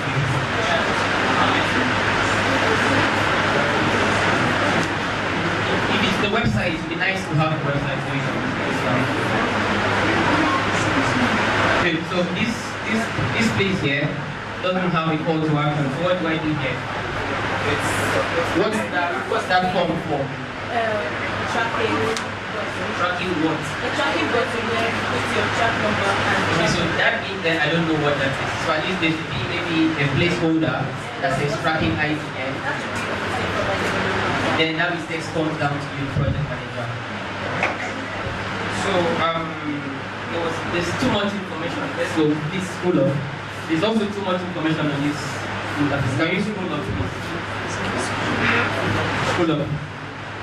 This thing you have here. Too much information. So probably this would have been in a different tab for about us where you write it well, but where this is just too much. And then we also have alignment problems. So where is this starting? This, and it's a text. Hold on. The text will start here. Or even somewhere here. And it shouldn't be, this, whatever you have here should be a text explanation of what is here. They should be able to sing. So here, too much information. Then we have alignment problems. Scroll up, please. Yes, here. Scroll. Okay, let's use here as an example. So you see the mission, vision, core values. If you were to place an imaginary ruler, you're going to see that it aligns, yes? Where mission, vision, and core values starts aligns. Where the description starts aligns, yes? Right. Keep scrolling. Go. Go. Too much information still. But okay, here. If you place an imaginary ruler, does it work? So there is an alignment problem here. This falls back to who? Okay. Who does it fall back to? Now, okay for me to blame. It's okay for me to blame maybe the designer. It's okay for me to blame the front-end developer. But the client does not interface with the front-end developer or the designer. The client interfaces with the project manager. So it's up on your place to ensure that all these things are okay before I see it. Like I said, it doesn't matter how long you had. This is just what it is. Okay, so your logo, now we go to the header, like the hero section, the top. Yes, your logo looks really amazing. Who designed it? Okay, it looks really nice. Yeah, I like the express. You have good stuff. It's easy to know what's happening there. Then the dressing for the three presenters, really nice. Looks like you guys knew what we were coming to do. Then I already said there is too much repetition on the presentation. I've not seen any functionality. I've seen this UI, yes. And then I was wondering why the front-end developer would be the one explaining the mobile application side. It was nice that you came up, but really bad how you came up. So I have questions. It didn't show teamwork. So if you were not expected from behind, from your plan, to be here to explain the mobile, you would have allowed it flow. Now it looks like you guys really don't know what you're doing. So I have just two questions. What methodology was used as the project manager, and who designed the mobile interface? Who designed the web interface? So the methodology that was used here is the agile methodology. What's agile?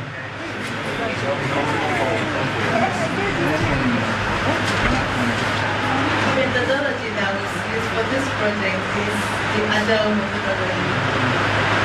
What's agile? Who designed the mobile, please? Who designed the web? No, okay, just come. Let's have the mobile and the web again side by side.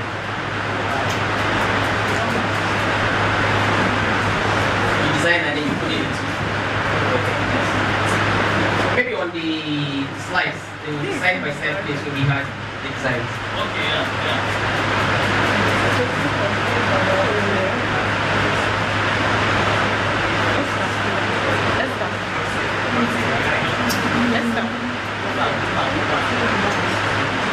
Good.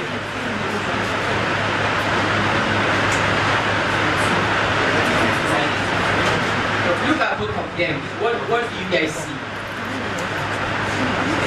What do you guys see? So personally, there is a feel I am getting from the mobile design that I am not getting from the desktop. I'm not going to go into deep details on what I work on. What I am, maybe it's because the mobile has some functionality and the desktop doesn't even have. Can I track on the desktop, or is it just for information purposes? So everything that can be done on the mobile can be done on the web. No.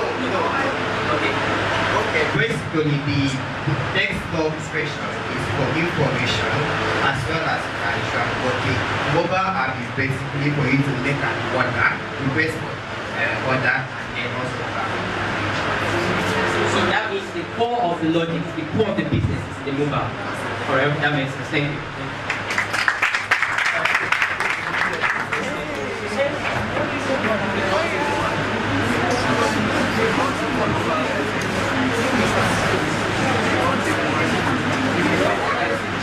Alright. Relax. I did say that the solution is not gonna mix codes. So what is expected of you at this moment is that you take note of those corrections or those areas he has pointed out. We intentionally refuse to be a part of your development process so that you can learn. We don't want to influence it. And that you heard from him. Now you can see the whole of them. People that do not, he said it's people that do not take corrections. I don't think the last one in this space. Because you have to be humble. I said it during your rotation. There's nothing them to do to you. The fact that it will humble you. You might end up having a very young CTO that is manning or taking care of you in the first space. You don't go there and say, cross. Don't insult me, don't go there. Because actually, you know nothing. And it was correct. Whatever happens in the dev field, the client only interfaces with the project manager. The project manager passes the information to the dev team. So, do not come and tell me it was my content developer that did it. No, as a PM, everything is on you. So, a round of applause for them again. And then, team 2, hi. Team 2, are you guys ready? Are you guys ready? How many representatives? 2, 3. Please step forward. So 3. Let me display your slide. Wait, please, excuse me. The 3 persons have stepped forward.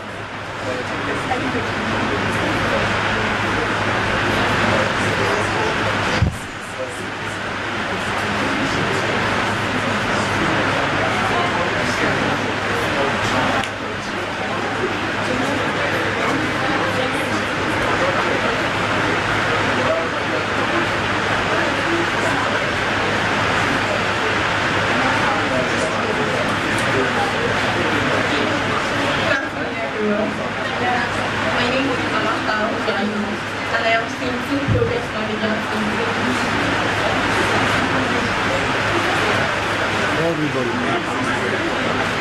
Okay, you'll be wondering why our name is Chow Square. Chow is a popular slang in Nigeria for food, and square means square has 4 sides of a angle, like 4 sides by the side. And our unique selling point is satisfying all sides of your palate, which fits into our logo, which fits into our goods. This project is a food and restaurant project, and we live in a fast-paced world where convenience and choice have become essential in our daily lives. Whether it's a quick lunch at work, a family dinner at home, or celebrating a special occasion, food plays a significant role in our lives. But how can we ensure that our dining experience is not just satisfying, but also hassle-free? Hence, Chow Square, a new change.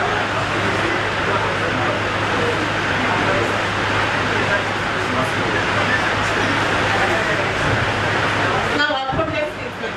The food and restaurant industry is evolving rapidly, and technology is also evolving, and changing consumer preferences difference and the increasing importance of digital convenience in dining experience. Charles Square, a well-established restaurant chain, recognizes the need to adapt these changes to enhance customer satisfaction, attract new patrons, and remain competitive in the market. The current dining experience at Charles Square lacks digital convenience, making it essential to address this issue to meet the evolving demands of the modern diners. Our actions. People affected by meet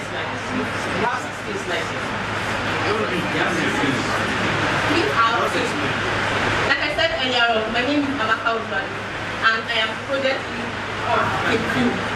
I was able to handle this project by, first of all, I've been posting an R&D section where we were able to discuss about our project, breakdown, about work breakdown structure, as well as write our project chart. I did not do this alone, I did it with my team members, from the designers to the front-end developers, the mobile developers, and also the Python guys.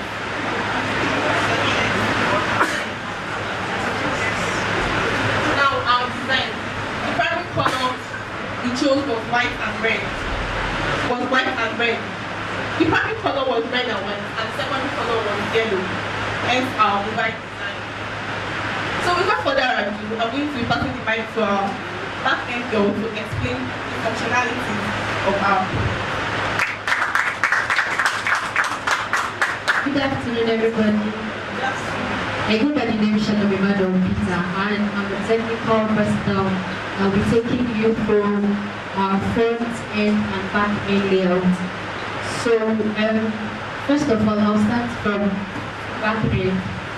So I'll go from simple things that we will understand.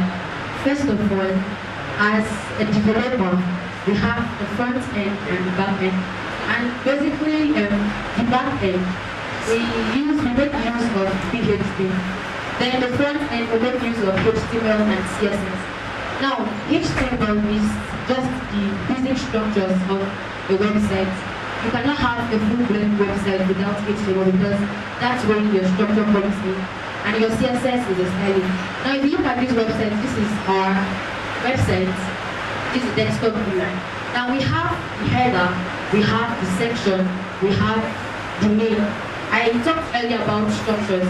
So you cannot have this all laid out without HTML because they are structures of things. And you cannot have these beautifications without CSS. Now I'm talking about this one. Okay, I think this part doesn't really concern me. Now I'm talking about the PHP aspect. Now PHP means hypertext processor. It's basically the collection of data from the web. So if you don't have a back-end developer who is tested with the skills of PHP, there's no possibility of getting data from the website, and there's no possibility of your user interacting directly with whatever is going on the site. So basically, to get a rundown or to get a dynamic website, you need HTML, CSS, and PHP. And the website here would have had more functionalities if we had JavaScript included in it. But because of the short frame of time and the 1 month program, we did not have the time frame to include that in. So I will pass the mic to the Python developer who will help us understand basic things in Python. Thank you. Good afternoon, everybody. My name is Emmanuel Edwards. Everybody calls me Manny. And we worked, I and my other team members worked with Python. So we're just thinking, how can we use Python to leverage business? Because it's business. Aside food, it's business, and business must make money. So we said, okay, predicting food prices, and we can do that by using data, or let's say data science, right? So that we can optimize profitability and just be a successful business. So school. Okay. So the truth is that running a business today in today's world is very, very, very, very difficult. And let's bring it to food. restaurants face so many challenges pricing their food because of competition. Somebody can make the same dish as you and price it cheaper than you, or can make the same dish as you and price it more expensive than you. Sometimes it has to do with cold factor. How cold is your restaurant and all of that. But for us to be able to come up with a model that was able to predict pricing for Charles Square and also give Charles Square business intelligence information, we had to go around and gather data across many restaurants in Uyo.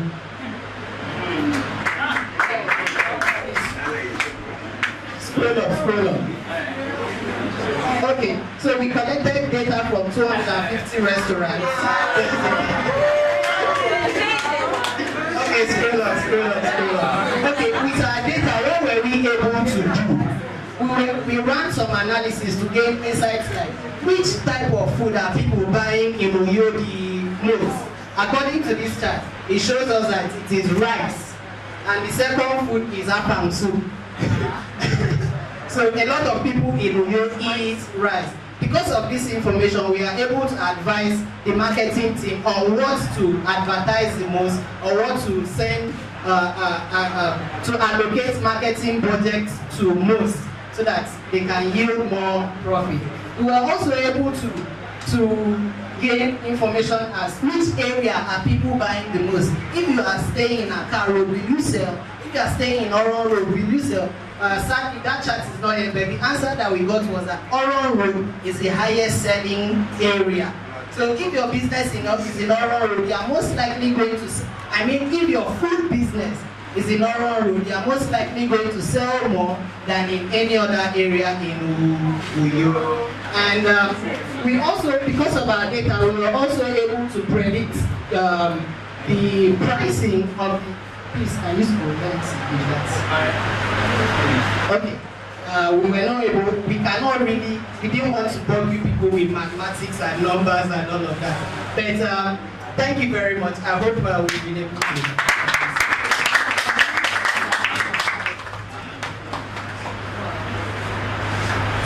Just for the feedback.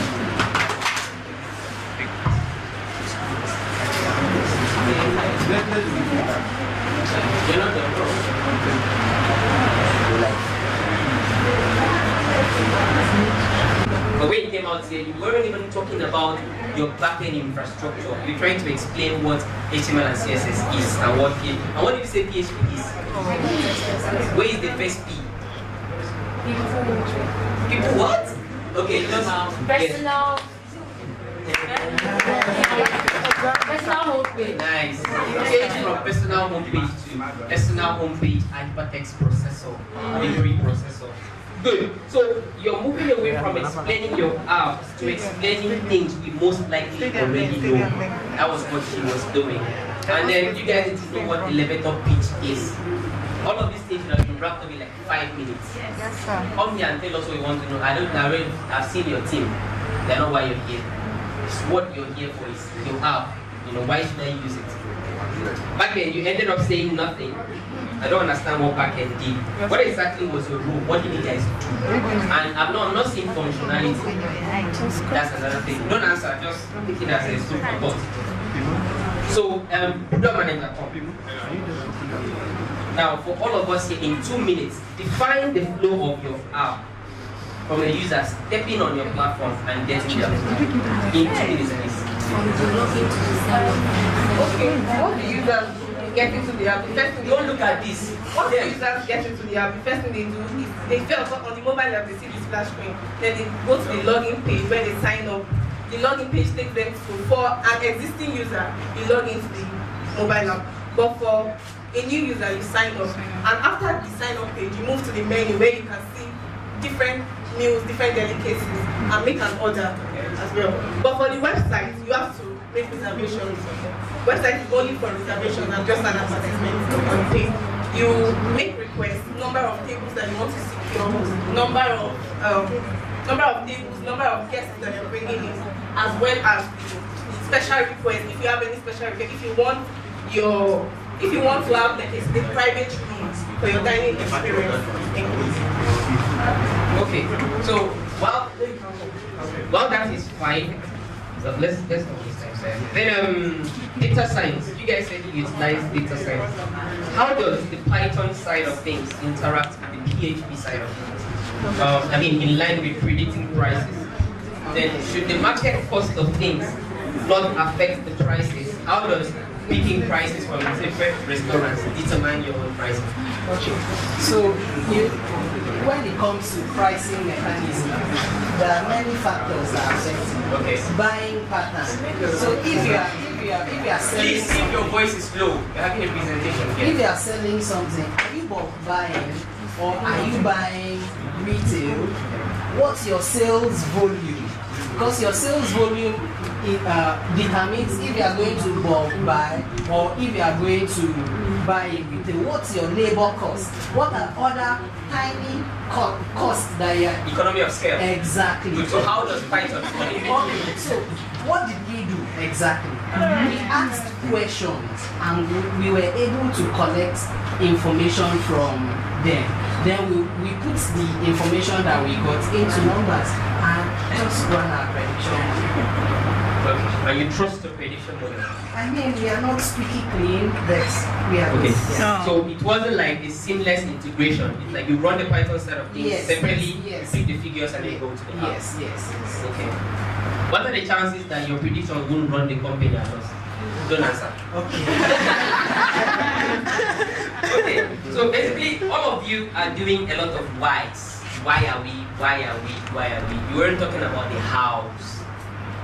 You know, how. You say you didn't want to bore us with maths. That's why we're here.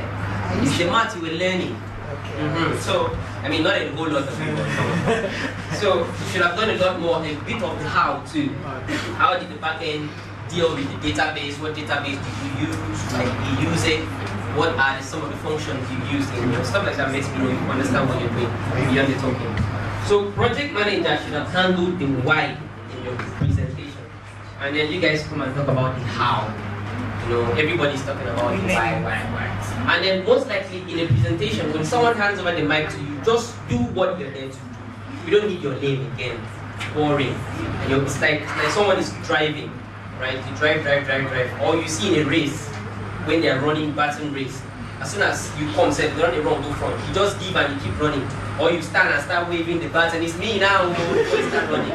No, so you just get it going at once. You should have bored us with the mathematics bit of it. Then the video is really amazing. Thank you. That notwithstanding, you should have looked into your aspect ratios.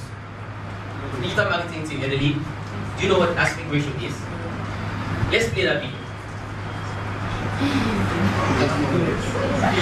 Let's play the video, please. Just quickly so we can have the next lesson coming.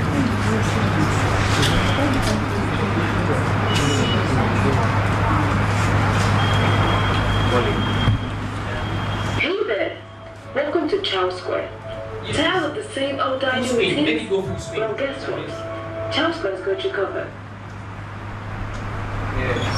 And start from the beginning.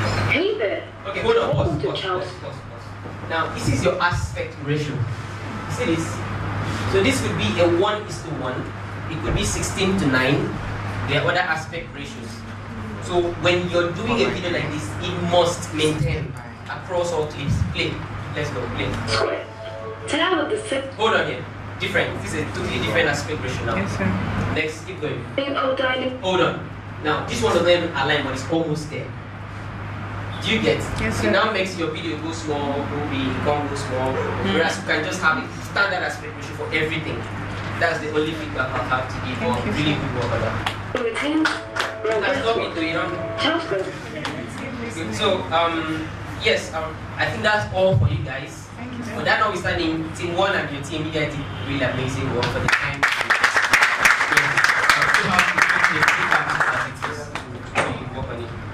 You don't need to come out. What's the next team? Team 3. Oh yeah, let's go.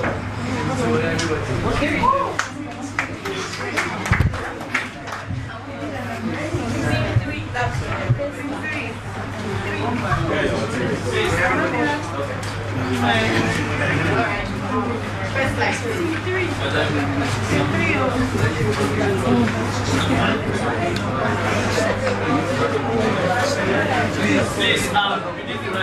My name is Emmanuel Ada, and I am the team lead for engineering. And the name of our project is Confifit. Confifit is an e-commerce platform for the sales of shoes. Is there any other team after this one? Just one. Bring that team. Bring that team up. No, I don't like how your slide looks. Fix it.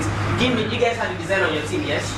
Fix it, please. Team 5. Let's do it. Team 4. 4. Come on. I don't like how your slide looks. If you guys can fix it, then present last. Who is team 4? We can't see the whole team. This team 3. Let's go. Team 4. Slide.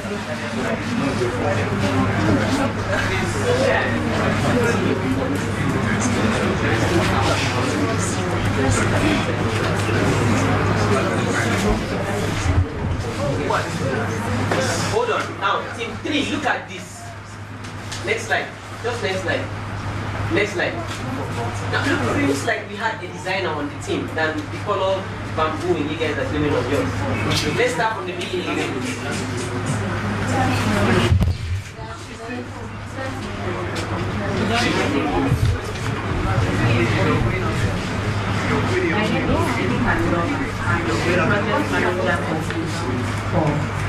And the name of our project is Feathers and you might want to consider this project is basically for poultry farmers and fish farmers.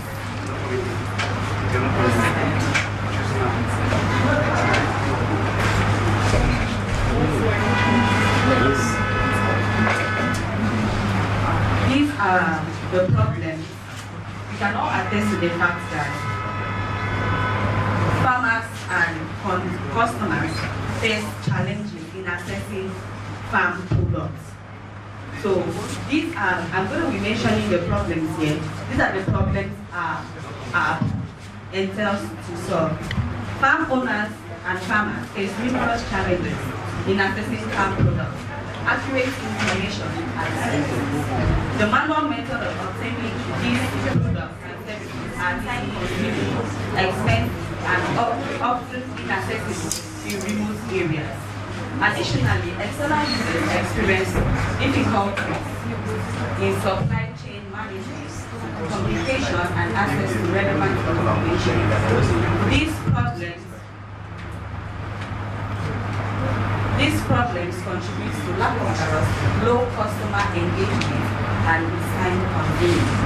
Traditional distribution channels for fish and poultry multiple intermediaries, resulting in increased costs, reduced transparency, and limit market access for farmers.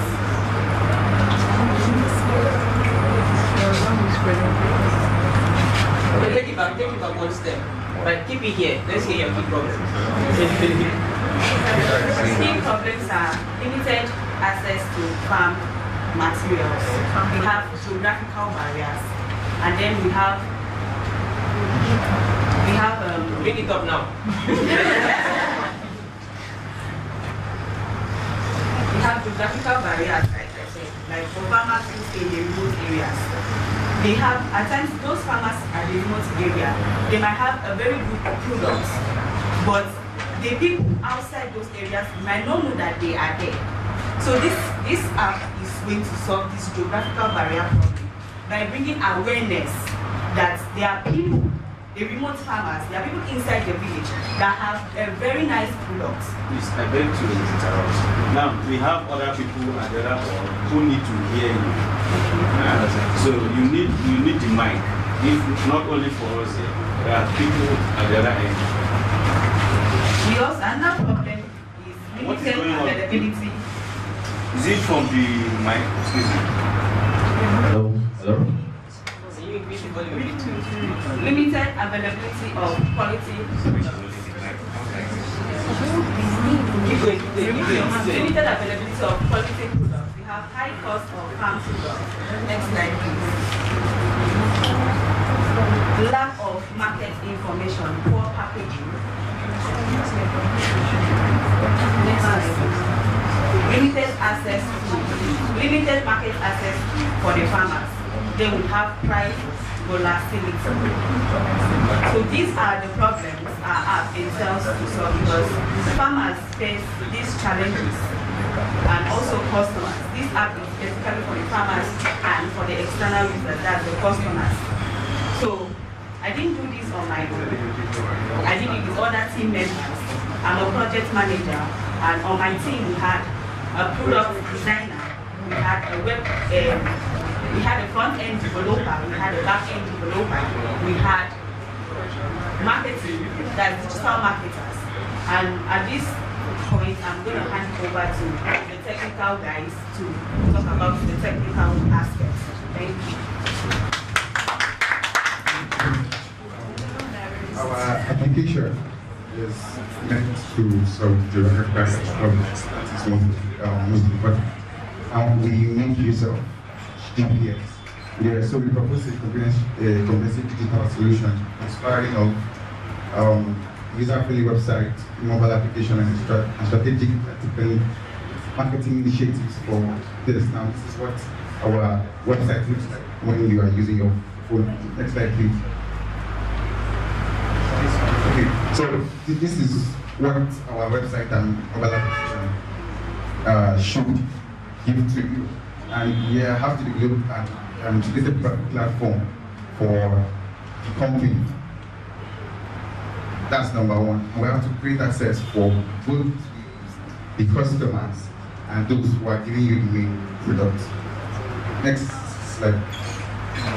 Now, it is very important that every company has a digital marketing personnel. So even with our website and mobile application, it will be useless if people don't know about it. Next slide, please. Next slide. Okay, this is what our website looks like. Okay, this is how much. So they have. Good afternoon, everyone. My name is Iniwa and I'm one of the web developers for the team 4, and then our product is the Feathers and Wings. I was able to come up with this with the help of my fellow team members. We were able to come up with this design. After we got the design from the designers, we had to implement it. So I worked on the design interface, which was able to give us this for the website. So then we have our services, we have what our customers see. Now on the website, once you log into our website, first we can see the logo of the company there, and then the name is displayed, and then we come down to who we are, our slogan, what's our company, and what our customers say, our services, which is for the market farm through use, access to farm through use also.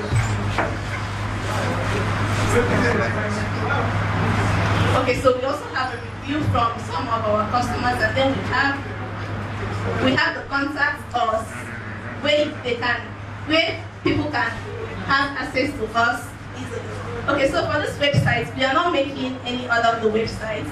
So it was just a website whereby you can input your email. That was what the back end that was their own part, where you can input your email, and then on the mobile app is where you can actually place your order. Thank you. This is our mobile screen. This is the login screen. So you put your email and or around what you do this.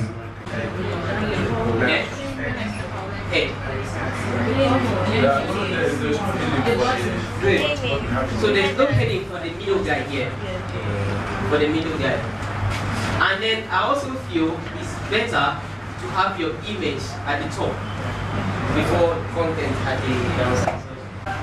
We're trying to see how we can develop an app, a website, in which, like tourists can use into to access things in New York. Perhaps maybe you want to visit places and then you don't need the assistance of like a physical person to guide you through. Just go onto the app and then search what you want to maybe explore or do, and then the app shows you if or not it is available. So it's because of the sound. I'm going to check with the other side. So your logo is amazing. Like really, really amazing. And like I wrote here, your logo is superb. Really, really amazing. So you guys identify the risks in your business, which is a good thing. Please, what is the landing page? Once you click the site, also adds, okay, yeah, this is the front end, this is the UI implementation, everything that we learned so far from the page. And once you click the page, the product you want, it takes you to the price and everything. Then you track your payments, you purchase it, and you can also subscribe for more products that we need and new products that we have in store. Your flow is the same with the mobile flow? Yes, sir. Good. Let's move to something else. That's all? Yes. Okay, give me. You can go. So, the fifth. Yeah?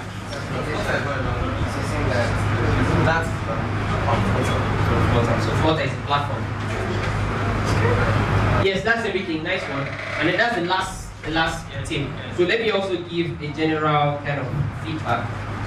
For 3 weeks, every team did really, really amazing. You expect more detailed feedback for each team. You guys did amazing, outstanding work. Trust me, very, very. You outdid yourselves. Clap for yourself. Good stuff. But then, we have seen how in 3 weeks, most people have presented way better things than most people. And that is how life goes. That you are here in the same building for 3 weeks does not mean you're going to go as far as every other person does. How far you go is how you work, personal. So most people put in more work to get theirs better. Most people did the video, others didn't. Life is not fair, but I mean, that's what it is. Now, some people had more skilled persons in their teams, others didn't. That's life. So the thing now is, wherever you find yourself, please try to be your best. And when you see what other persons are doing, which is way better than yours, it shouldn't help you fall. Rather, it should motivate you to do better. You know, your hard work always pays, no matter how long. Thank you.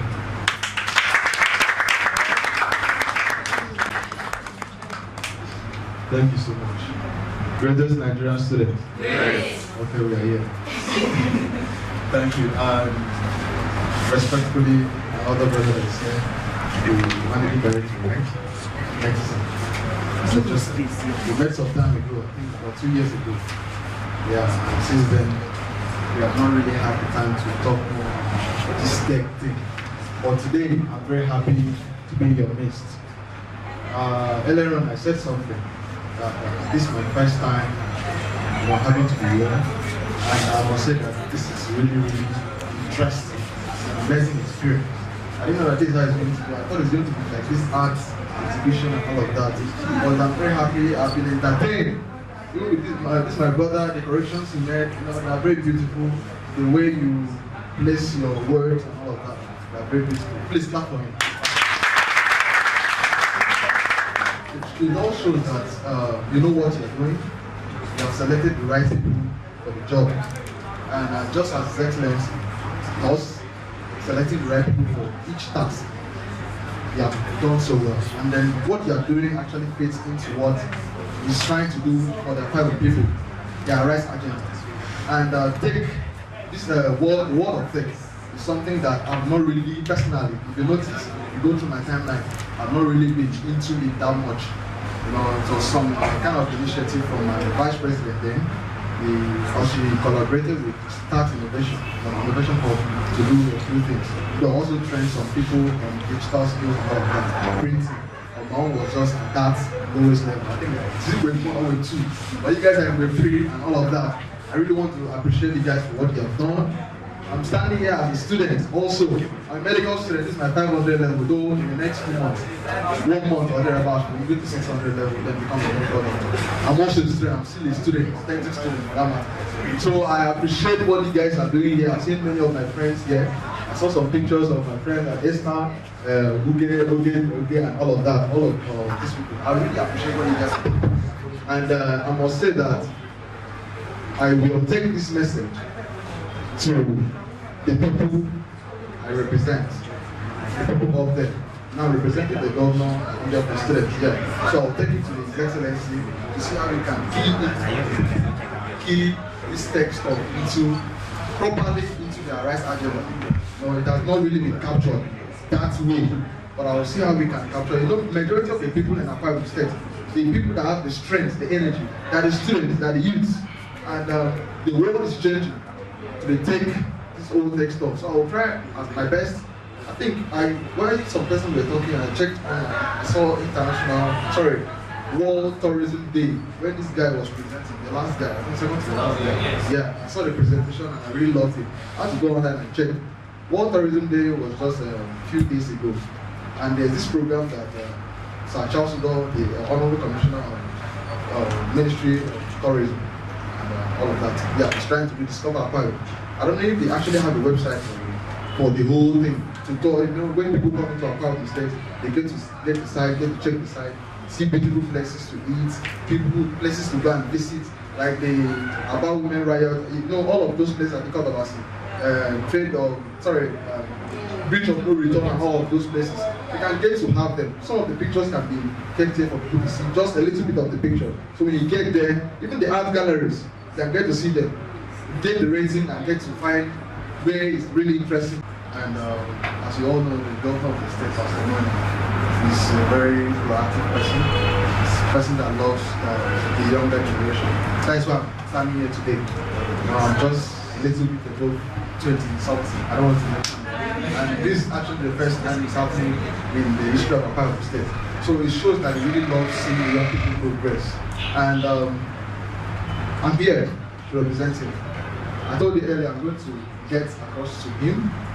Though right now, what we spoke about initially was all this boundary thing, which he has not already.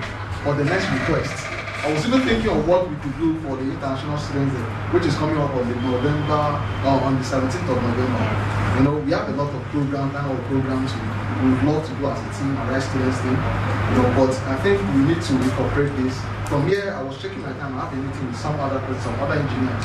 I know them; they are still part of tech engineers and all of that. So we'll see how we can do it. You know, even if you cannot get the government to respond immediately, you know, we can get some other people to partner to get this equipment for the students. Say 50 students. How much is one laptop? One laptop is minimum specification is 200,000. 200,000. Okay, now 200 times 50. We get that out. So from now to that time to November 17th, we see the amount of money you can raise for some persons in this team. I think our work is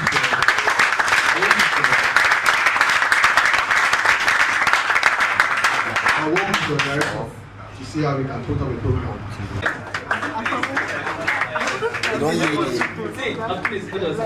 I feel very happy. My name is Joseph. I'm Joseph too. My surname is Joseph. Thank you very much. Can you put on the light? Full light. Full light. Thank you very much.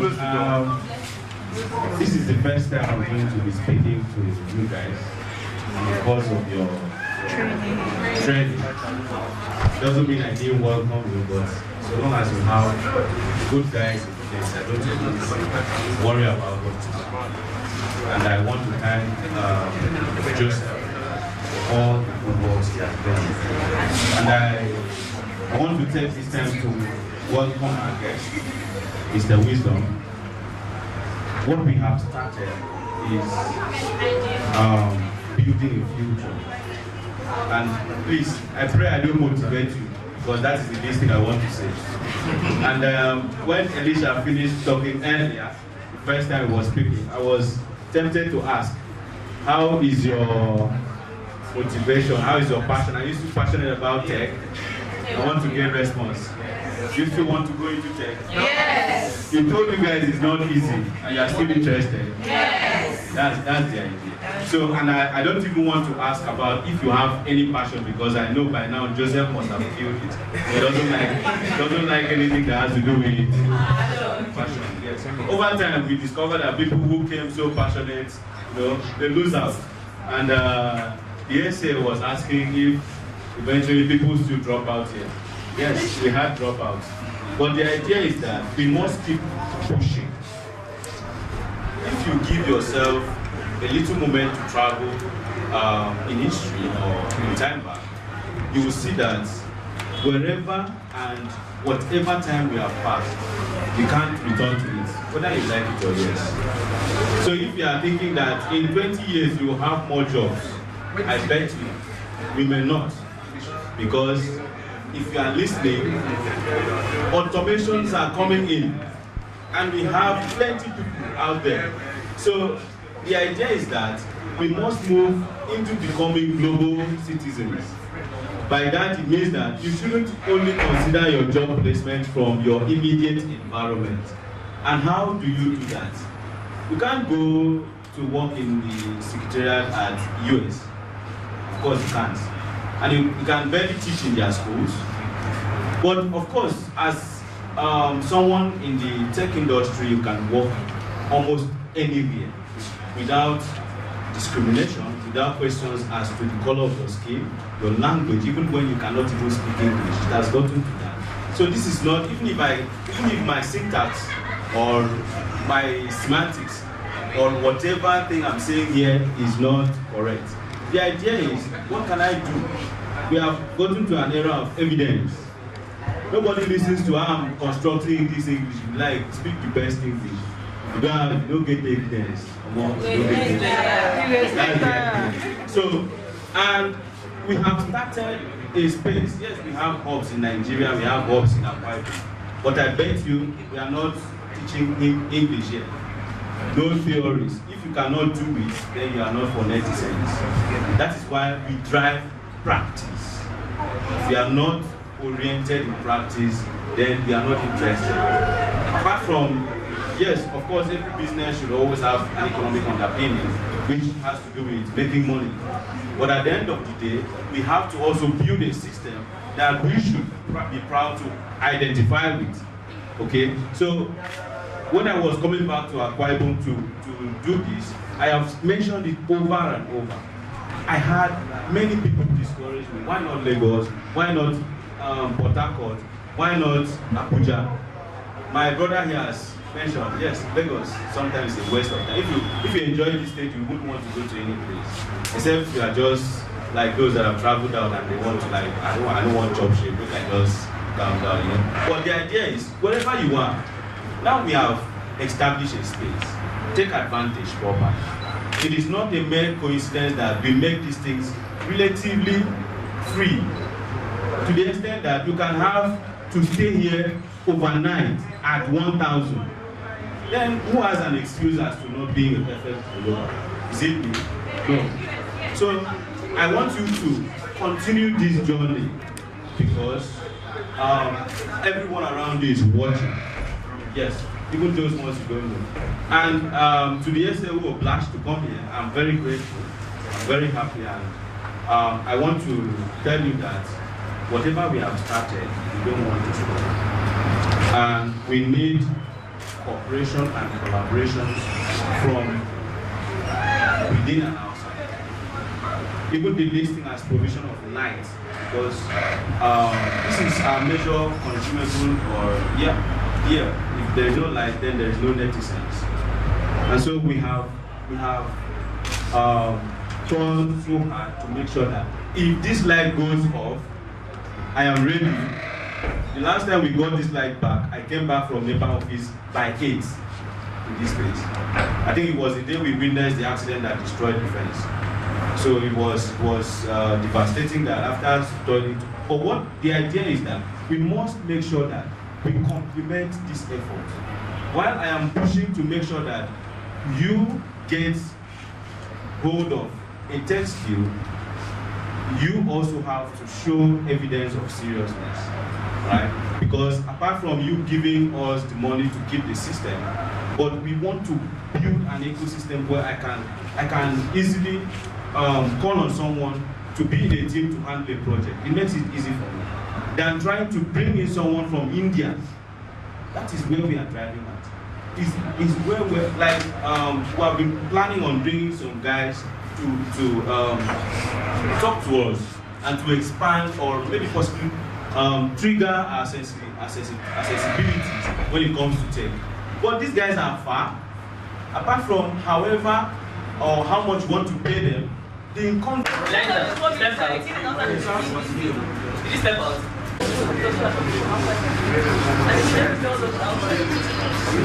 Please, facing camera.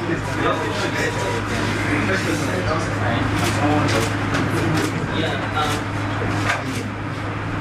where is my Mitch? Alright, the next video, she's outside. Next person in my list is a front-end web developer, John Favor.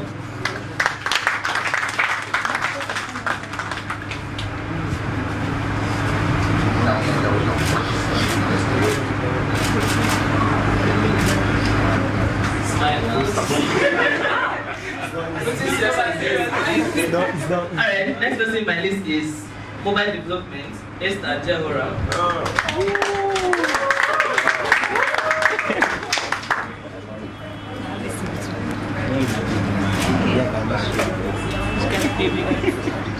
And the next person in my list is not that person at all. Front-end web developer, Jehoram. Nice one.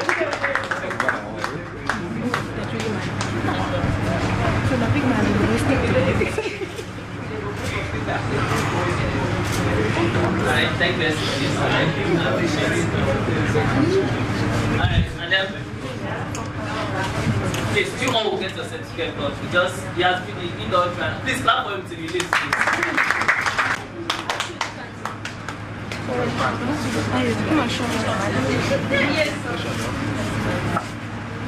Next person is Victor Basedemo, mobile developer.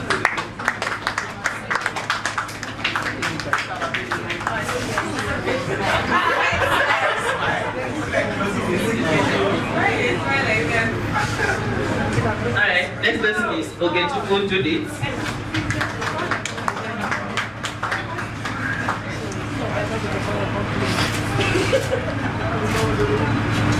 And Joseph Genesis.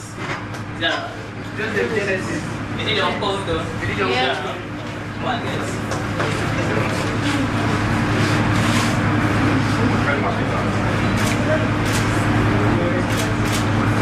Elijah Ernest.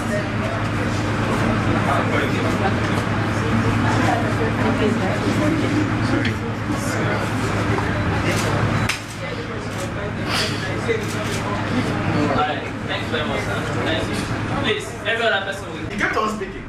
You don't do that. You have to listen to. In fact, the moment your recruiter is speaking, you keep quiet. Because it shows that you are willing to take feedback. The guy was just going along.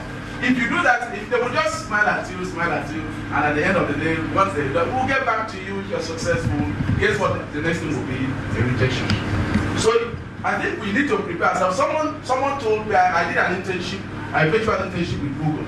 And one of the things we learned was, people hire people. They hire your soft skills, not your hard skills. You know why? Because you can actually learn the hard skills very quickly. But the soft skills, you can't really learn them.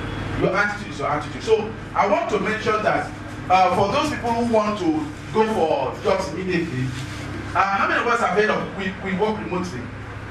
If you have heard of that platform, let me see your hand up. Okay, it's weworkremotely.com. It's the biggest remote work platform on the planet. You have to log in immediately. In fact, you have to sign up, or you have to go to the website and keep on. In fact, you need to keep on revisiting the website every single time. We have the next one, remote.co. Remote.co is also another big platform that you need to check almost all the time. Then the other platform, I know we have. How many of us have heard about Upwork? Okay, we know about Upwork, but you see, Upwork is very, very competitive. You have to be extremely good. I'm not saying that all these other platforms are not good, but the thing is that you know that on Upwork you can actually stay for months without having an offer. That's the truth. So that's why you want to go for remote work. Most of these remote work they actually come as contracts. And let me tell you the potential. A technical support specialist in Nigeria in anything between 50 and 100,000. If someone pays you 150, they believe they have done so well. But there is a platform called recruitee.hostaway.com. If you check that platform, they are actually hiring for technical support staff. Guess what the compensation is? It's actually $2,200 a month and stock options. If you are very familiar with the exchange rate, that's about 2.something million. And it's not a big deal. Technical support staff, you basically handle tickets. You know, I've actually had my friend, he's working there, and the guy is very comfortable now. So what you want to do is, you want to take advantage of all of this platform. Don't wait until you are done. Don't wait until you've gotten your certification in mobile development. Don't do that. If you do that, you would have done too late. Start now to apply for those roles. You might be rejected, but as you apply, guess what happens? You now know how to attune yourself. That's one. Number two, start posting on LinkedIn. Start posting on communities. Make yourself an authority so that the recruiters will reach out to you. When they reach out to you, they are reaching out with offer letters, not with come and apply. They are reaching out with offer letters.